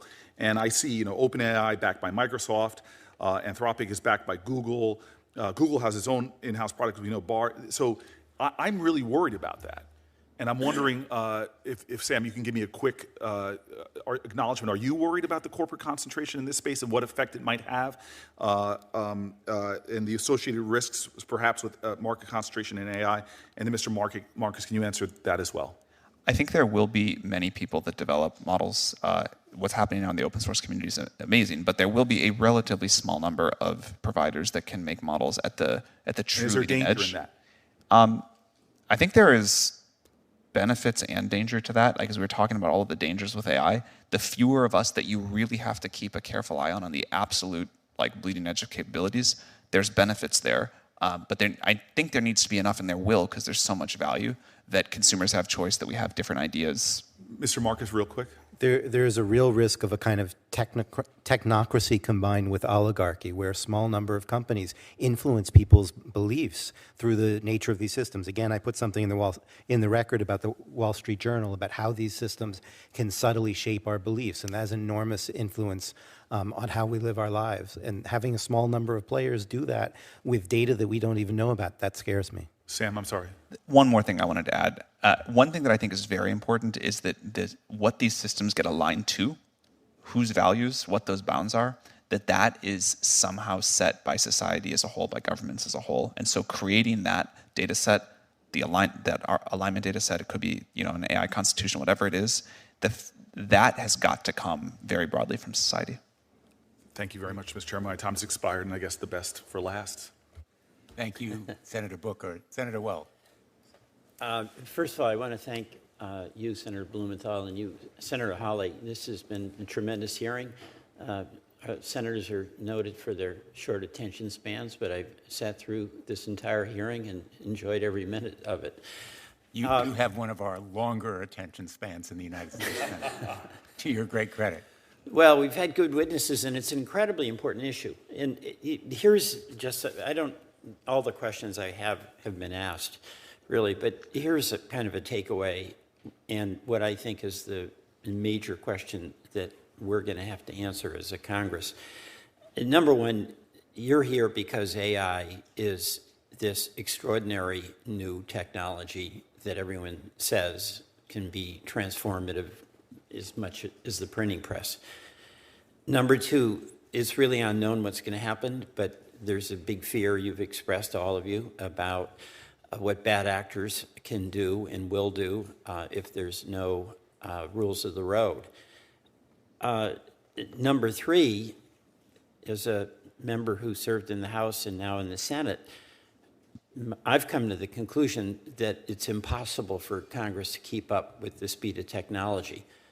And there have been concerns expressed about social media and now about AI that relate to fundamental privacy rights, bias rights, intellectual property, the spread of disinformation, which in many ways for me is the biggest threat because that goes to the core of our capacity for self-governing.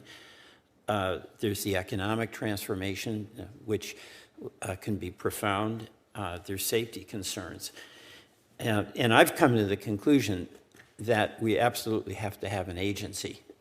What its scope of engagement is, it has to be defined by us.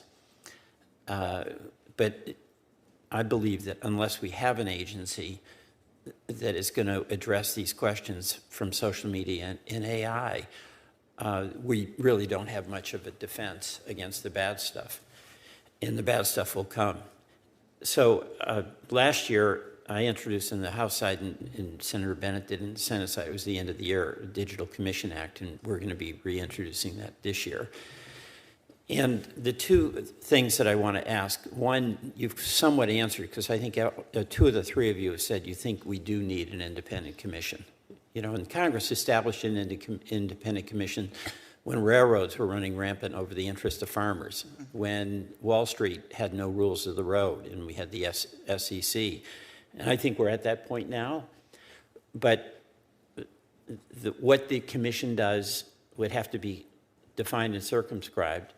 But also, there's always a question about the use of regulatory authority and the recognition that it can be used for good. J.D. Vance actually mentioned that when we were considering his and Senator Brown's bill about railroads in that event in East Palestine, regulation for the public health. But there's also a legitimate concern about regulation getting in the way of things, being too cumbersome, and being a negative influence. So, two of the three of you have said you think we do need an agency. What are some of the perils of an agency that we would have to be mindful of in order to make certain that its goals of protecting many of those interests I just mentioned, privacy, bias, intellectual property, disinformation, would be the winners and not the losers? And I'll start with you, Mr. Altman. Thank you, Senator. One, I think America has got to continue to lead. This happened in America. I'm very proud that it happened in America. By the way, I think that's right, and that's why I'd be much more confident if we had our agency as opposed to got involved in international discussions. Ultimately, you want the rules of the road, but I think if we lead and get rules of the road that work for us, that is probably a more effective way to proceed. I personally believe there's a way to do both, and I think it is important to have the global view on this because this technology will impact Americans and all of us wherever it's developed. But I think we want America to lead. We want. So get to the perils issue, though, because I know. Well, that's one. I mean, that is a colleagues, peril, right? which is you slow down American industry in such a way that China or somebody else makes faster progress. A second, and I think this can happen with the regulatory pressure should be on us. It should be on Google. It should be on the other small set of people in the lead the most. We don't want to slow down smaller startups. We don't want to slow down open source efforts. We still need them to comply with things. You can still cause great harm with a smaller model, but leaving the room and the space for new ideas and new companies and independent researchers to do their work, and not putting a regulatory burden that, say, a company like us could handle but a smaller one couldn't. I think that's another peril, and it's clearly a way that regulation has gone. Okay. Mr. Marcus, or Professor Marcus? The other obvious peril is regulatory capture. If we make it appear as if we are doing something, but it's more like greenwashing and nothing really happens. We just keep out the little players because we put so much burden that only the big players can do it. So there are also those kinds of perils. I fully agree with everything that Mr. Altman said, and I would add that to the list. Okay. Ms. Montgomery? One of the things I would add to the list is the risk of not holding companies accountable for the harms that they're causing today. Right, so we talk about misinformation in electoral systems. So no agency Section or no 230 agency, kind of waiver here. we need to hold companies responsible today and accountable for the AI that they're deploying that disseminates misinformation on things like elections and where the risk. You know, a regulatory agency would do a lot of the things that Senator Graham was talking about. You know, you don't build a nuclear reactor without getting a license. You don't build an AI system without getting a license that gets tested independently. I think it's a great analogy. We need both pre-deployment and post-deployment. Okay. Thank you all very much. I yield back, Mr. Chairman. Thanks, Senator Wells. Let me ask a few more questions. You've all been very, very patient, and the turnout today, which is beyond our subcommittee, I think reflects both your value in what you're contributing as well as the interest in this topic. There are a number of subjects that we haven't covered at all. One was just alluded to by Professor Marcus, which is the monopolization danger, the dominance of markets that excludes new competition and thereby inhibits or prevents innovation and invention, which we have seen in social media, as well as some of the old industries, airlines, automobiles, and others where consolidation has narrowed competition. And so I think we need to focus on kind of an old area of antitrust, which dates more than a century, still inadequate to deal with the challenges we have right now in our economy. And certainly we need to be mindful of the way that rules can enable the big guys to get bigger and exclude innovation and competition, and responsible good guys, such as are represented in this industry right now. We haven't dealt with national security. There are huge implications for national security. I will tell you, as a member of the Armed Services Committee, classified briefings on this issue have abounded, and the threats that are posed by some of our adversaries. China has been mentioned here, but the sources of threats to this nation in this space are very real and urgent. We're not going to deal with them today, but we do need to deal with them, and we will, hopefully, in this committee. And then on the issue of a new agency, you know, I've been doing this stuff for a while. I was Attorney General of Connecticut for 20 years. I was a federal prosecutor, the U.S. Attorney. Most of my career has been in enforcement. And I will tell you something, you can create 10 new agencies, but if you don't give them the resources, and I'm talking not just about dollars, I'm talking about scientific expertise, you guys will run circles around them. And it isn't just the models or the generative AI that will run circles around them, but it is the scientists in your companies. For every success story in government regulation, you can think of 5 failures. That's true of the FDA, it's true of the IAEA, it's true of the SEC, it's true of the whole alphabet list of government agencies. And I hope our experience here will be different, but the Pandora's box requires more than just the words or the concepts licensing new agency, there's some real hard decision-making, as Ms. Montgomery has alluded to, about how to frame the rules to fit the risks. First, do no harm. Make it effective. Make it enforceable. Make it real. I think we need to grapple with the hard questions here that, you know, frankly, this initial hearing, I think, has raised very successfully, but not answered. And I thank our colleagues who have participated and made these very creative suggestions. I'm very interested in enforcement. I, you know, literally 15 years ago, I think, advocated abolishing Section 230. What's old is new again. You know, now people are talking about abolishing Section 230. Back then, it was considered completely unrealistic. But enforcement really does matter. I want to ask Mr. Altman, because of the privacy issue, and you've suggested that you have an interest in protecting the privacy of the data that may come to you or be available. What specific steps do you take to protect privacy? One is that we don't train on any data submitted to our API. So if you're a business customer of ours and submit data, we don't train on it at all. We do retain it for 30 days solely for the purpose of trust and safety enforcement, but that's different than training on it. If you use ChatGPT, you can opt out of us training on your data. You can also delete your conversation history or your whole account. Ms. Montgomery, I know you don't deal directly with consumers, but do you take steps to protect privacy as well? Absolutely. And we even filter our large language models for content that includes personal information that may have been pulled from public data sets as well. So we apply additional level of filtering. Professor Marcus, you made reference to self-awareness, self-learning. Already we're talking about the potential for jailbreaks.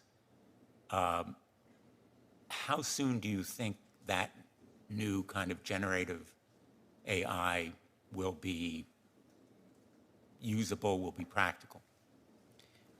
New AI that is self-aware and so forth?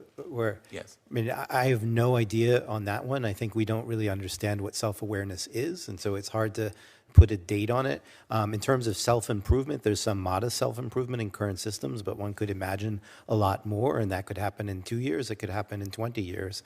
The basic paradigms that haven't been invented yet. Some of them we might want to discourage, but it's a bit hard to put timelines on them. And just going back to enforcement for 1 second, one thing that is absolutely paramount, I think, is far greater transparency about what the models are and what the data are. That doesn't necessarily mean everybody in the general public has to know exactly what's in one of these systems, but I think it means that there needs to be some enforcement arm that can look at these systems, can look at the data, can perform tests and so forth.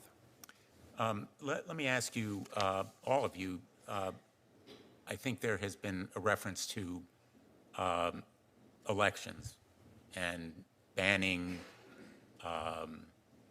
outputs involving elections. Are there other areas where you think, what are the other high risk or highest risk areas where you would either ban or establish especially strict rules? Ms. Montgomery. The space around misinformation, I think, is a hugely important one. And coming back to the points of transparency, you know, knowing what content was generated by AI is going to be a really critical area that we need to address. Any others?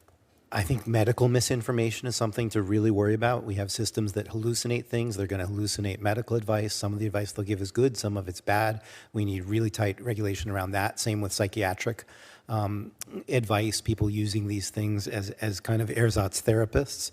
I think we need to be very concerned about that. I think we need to be concerned about internet access for these tools when they can start making requests, both of people and internet things. It's probably okay if they just do search, but as they do more intrusive things on the internet, like do we want them to be able to order equipment or order chemistry and so forth? So as they as we empower these systems more by giving them internet access, I think we need to be concerned about that. And then we've hardly talked at all about long-term risks. Sam alluded to it briefly. I don't think that's where we are right now, but as we start to approach machines that have a larger footprint on the world beyond just having a conversation, we need to worry about that and think about how we're going to regulate that and monitor it and so forth. In a sense, we've been talking about bad guys or certain bad actors manipulating AI to do harm. Manipulating people. And manipulating people, but also generative AI can manipulate the manipulators. It can. I mean, there's many layers of manipulation that are possible, and I think we don't yet really understand the consequences. Dan Dennett just sent me a manuscript last night that will be in the Atlantic in a few days on what he calls counterfeit people. It's a wonderful metaphor. These systems are almost like counterfeit people, and we don't really honestly understand what the consequence of that is. They're not perfectly human-like yet, but they're good enough to fool a lot of the people a lot of the time, and that introduces lots of problems, for example, cybercrime and how people might try to manipulate markets and so forth. So it's a serious concern. In my opening, I suggested 3 principles: transparency, accountability, and limits on use. Would you agree that those are a good starting point? Ms. Montgomery? 100%. And as you also mentioned, industry shouldn't wait for Congress. That's what we're doing here at IBM. There's no reason that industry Absolutely. should wait for Congress. Yep. Professor Marcus? I think those 3 would be a great start. I mean, there are things like the White House Bill of Rights, for example, that show, I think, a large consensus, the UNESCO guidelines and so forth, show a large consensus around what it is we need. And the real question is definitely now, how are we going to put some teeth in it, try to make these things actually enforced? So, for example, we don't have transparency yet. We all know we want it, but we're not doing enough to enforce it. Mr. Altman? I certainly agree that those are important points. I would add that, and Professor Marcus touched on this, I would add that as we spent most of the time today on current risks, and I think that's appropriate, and I'm very glad we have done it, as these systems do become more capable, and I'm not sure how far away that is, but maybe not super far, I think it's important that we also spend time talking about how we're going to confront those challenges. Having talked to you privately, You know how much I care. I agree that you care deeply and intensely, but also that prospect of increased danger or risk resulting from even more complex and capable AI mechanisms certainly may be closer than a lot of people appreciate. Let me just add for the record that I'm sitting next to Sam, closer than I've ever sat to him except once before in my life, and that his sincerity in talking about those fears is very apparent physically in a way that just doesn't communicate on the television screen, but communicates from here. Thank you. Senator Hawley? Thank you again, Mr. Chairman, for a great hearing. Thanks to the witnesses. So I've been keeping a little list here of the potential downsides or harms, risks of generative AI, even in its current form. Let's just run through it. Loss of jobs. And this isn't speculative. I think your company, Ms. Montgomery, has announced that it's potentially laying off 7,800 people, a third of your non-consumer facing workforce because of AI. So loss of jobs, invasion of privacy, personal privacy, on a scale we've never before seen, manipulation of personal behavior, manipulation of personal opinions, and potentially the degradation of free elections in America. Did I miss anything? I mean, this is quite a list. I noticed that an eclectic group of about 1,000 technology and AI leaders, everybody from Andrew Yang to Elon Musk, recently called for a 6-month moratorium on any further AI development. Were they right? Do you join those calls? Are they right to do that? Should we pause for 6 months? Your characterization's not quite correct. I actually signed that letter. About 27,000 people signed it. It did not call for a ban on all AI research. It only called, nor on all AI, but only on a very specific thing, which would be systems like GPT-5. Every other piece of research that's ever been done, it was actually supportive or neutral about, and it specifically called for more research on trustworthy and safe AI. So you think that we should take a moratorium, a 6-month moratorium or more on anything beyond Chat GPT-4? I took the letter. What is the famous phrase? Spiritually, not literally. What was the famous phrase? Well, I'm asking for your opinion now, though. So do you endorse my the 6-month opinion is moratorium? that the moratorium that we should focus on is actually deployment until we have good safety cases. I don't know that we need to pause that particular project, but I do think its emphasis on focusing more on AI safety, on trustworthy, reliable AI, is exactly right. Deployment means not making it available to the public? Yeah, so, You'd pause so that? my concern is about things that are deployed at a scale of, let's say, 100 million people without any external review. I think that we should think very carefully about doing that. What about you, Mr. Altman? Do you agree with that? Would you pause any further development for 6 months or longer? So first of all, after we finished training GPT-4, we waited more than 6 months to deploy it.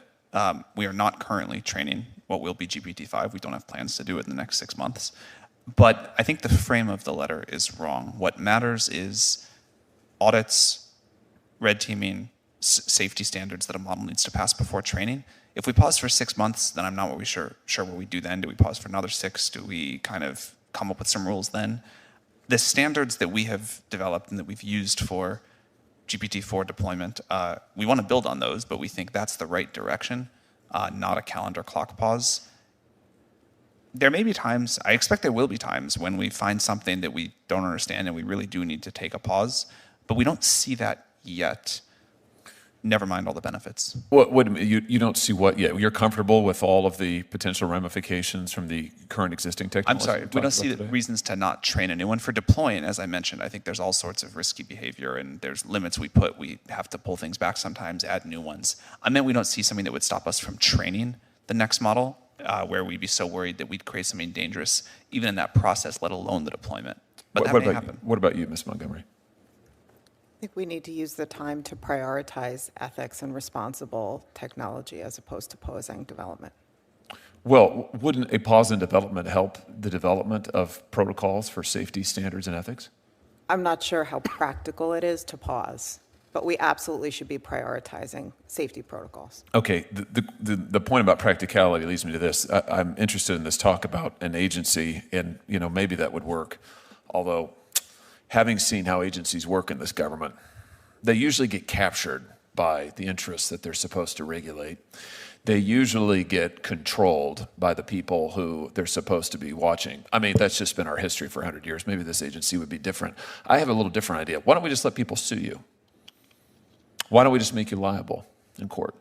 We can do that. We know how to do that. We can pass a statute. We can create a federal right of action that will allow private individuals who are harmed by this technology to get into court and to bring evidence into court. And it can be anybody. I mean, you want to talk about crowdsourcing. We'll just open the courthouse doors. We'll define a broad right of action, private citizens, be class actions.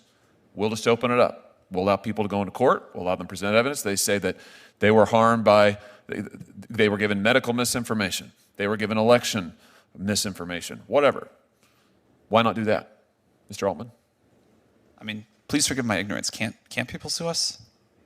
Well, you're not protected by Section 230, but there's not currently, I don't think, a federal right of action, private right of action that says that if you are harmed by generative AI technology, we will guarantee you the ability to get into court.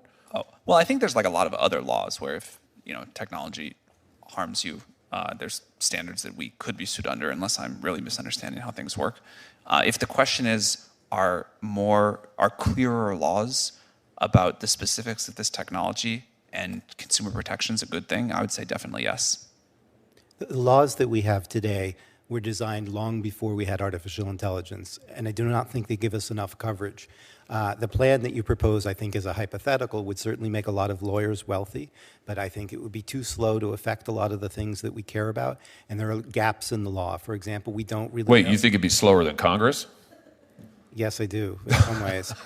Really? Well, Do you know that? litigation can take a decade or more. Oh, I but the think you threat guys- of litigation is a powerful tool. I mean, how would IBM like to be sued for $100 billion? I'm in no way asking to take litigation off the table among the tools, but I think, for example, if I can continue, there are areas like copyright where we don't really have laws. We don't really have a way of thinking about wholesale misinformation as opposed to individual pieces of it, where, say, a foreign actor might make billions of pieces of misinformation, or a local actor. We have some laws around market manipulation we could apply, but we get in a lot of situations where we don't really know which laws apply. There would be loopholes. The system is really not thought through. In fact, we don't even know that 230 does or does not apply here, as far as I know. I think that that's something a lot of people speculated about this afternoon, but it's not solid. Well, we could fix that. Well, the question is how.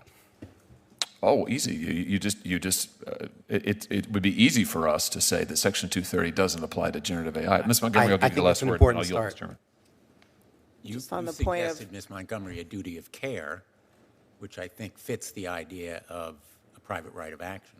No, that's exactly right. And also, AI is not a shield, right? So if a company discriminates in granting credit, for example, or in the hiring process, by virtue of the fact that they relied too significantly on an AI tool, they're responsible for that today, regardless of whether they used a tool or a human to make that decision.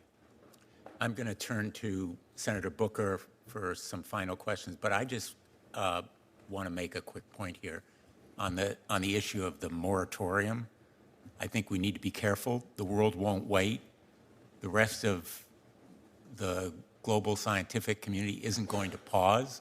We have adversaries that are moving ahead, and sticking our head in the sand is not the answer. Safeguards and protections, yes, but a flat stop sign, sticking our head in the sand, I would be very, very worried about. Without militating for any sort of pause, I would just again emphasize there is a difference between research, which surely we need to do to keep pace with our foreign rivals, and deployment at really massive scale. You could deploy things at the scale of 1 million people or 10 million people, but not 100 million people or 1 billion people.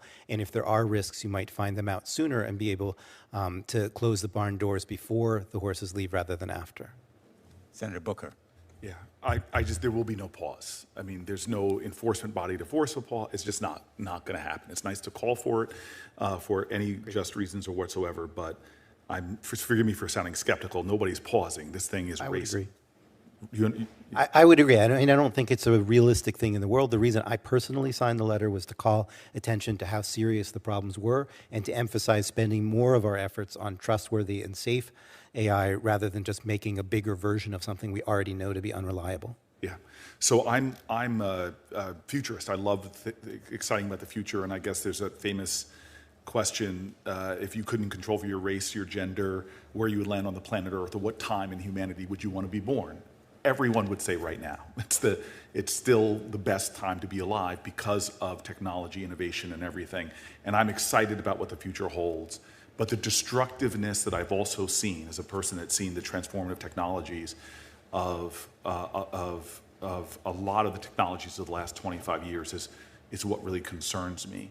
And one of the things, especially with companies that are designed to want to keep my attention on screens, and I'm not just talking about new media, 24-hour cable news is a great example of people that want to keep your eyes on screens.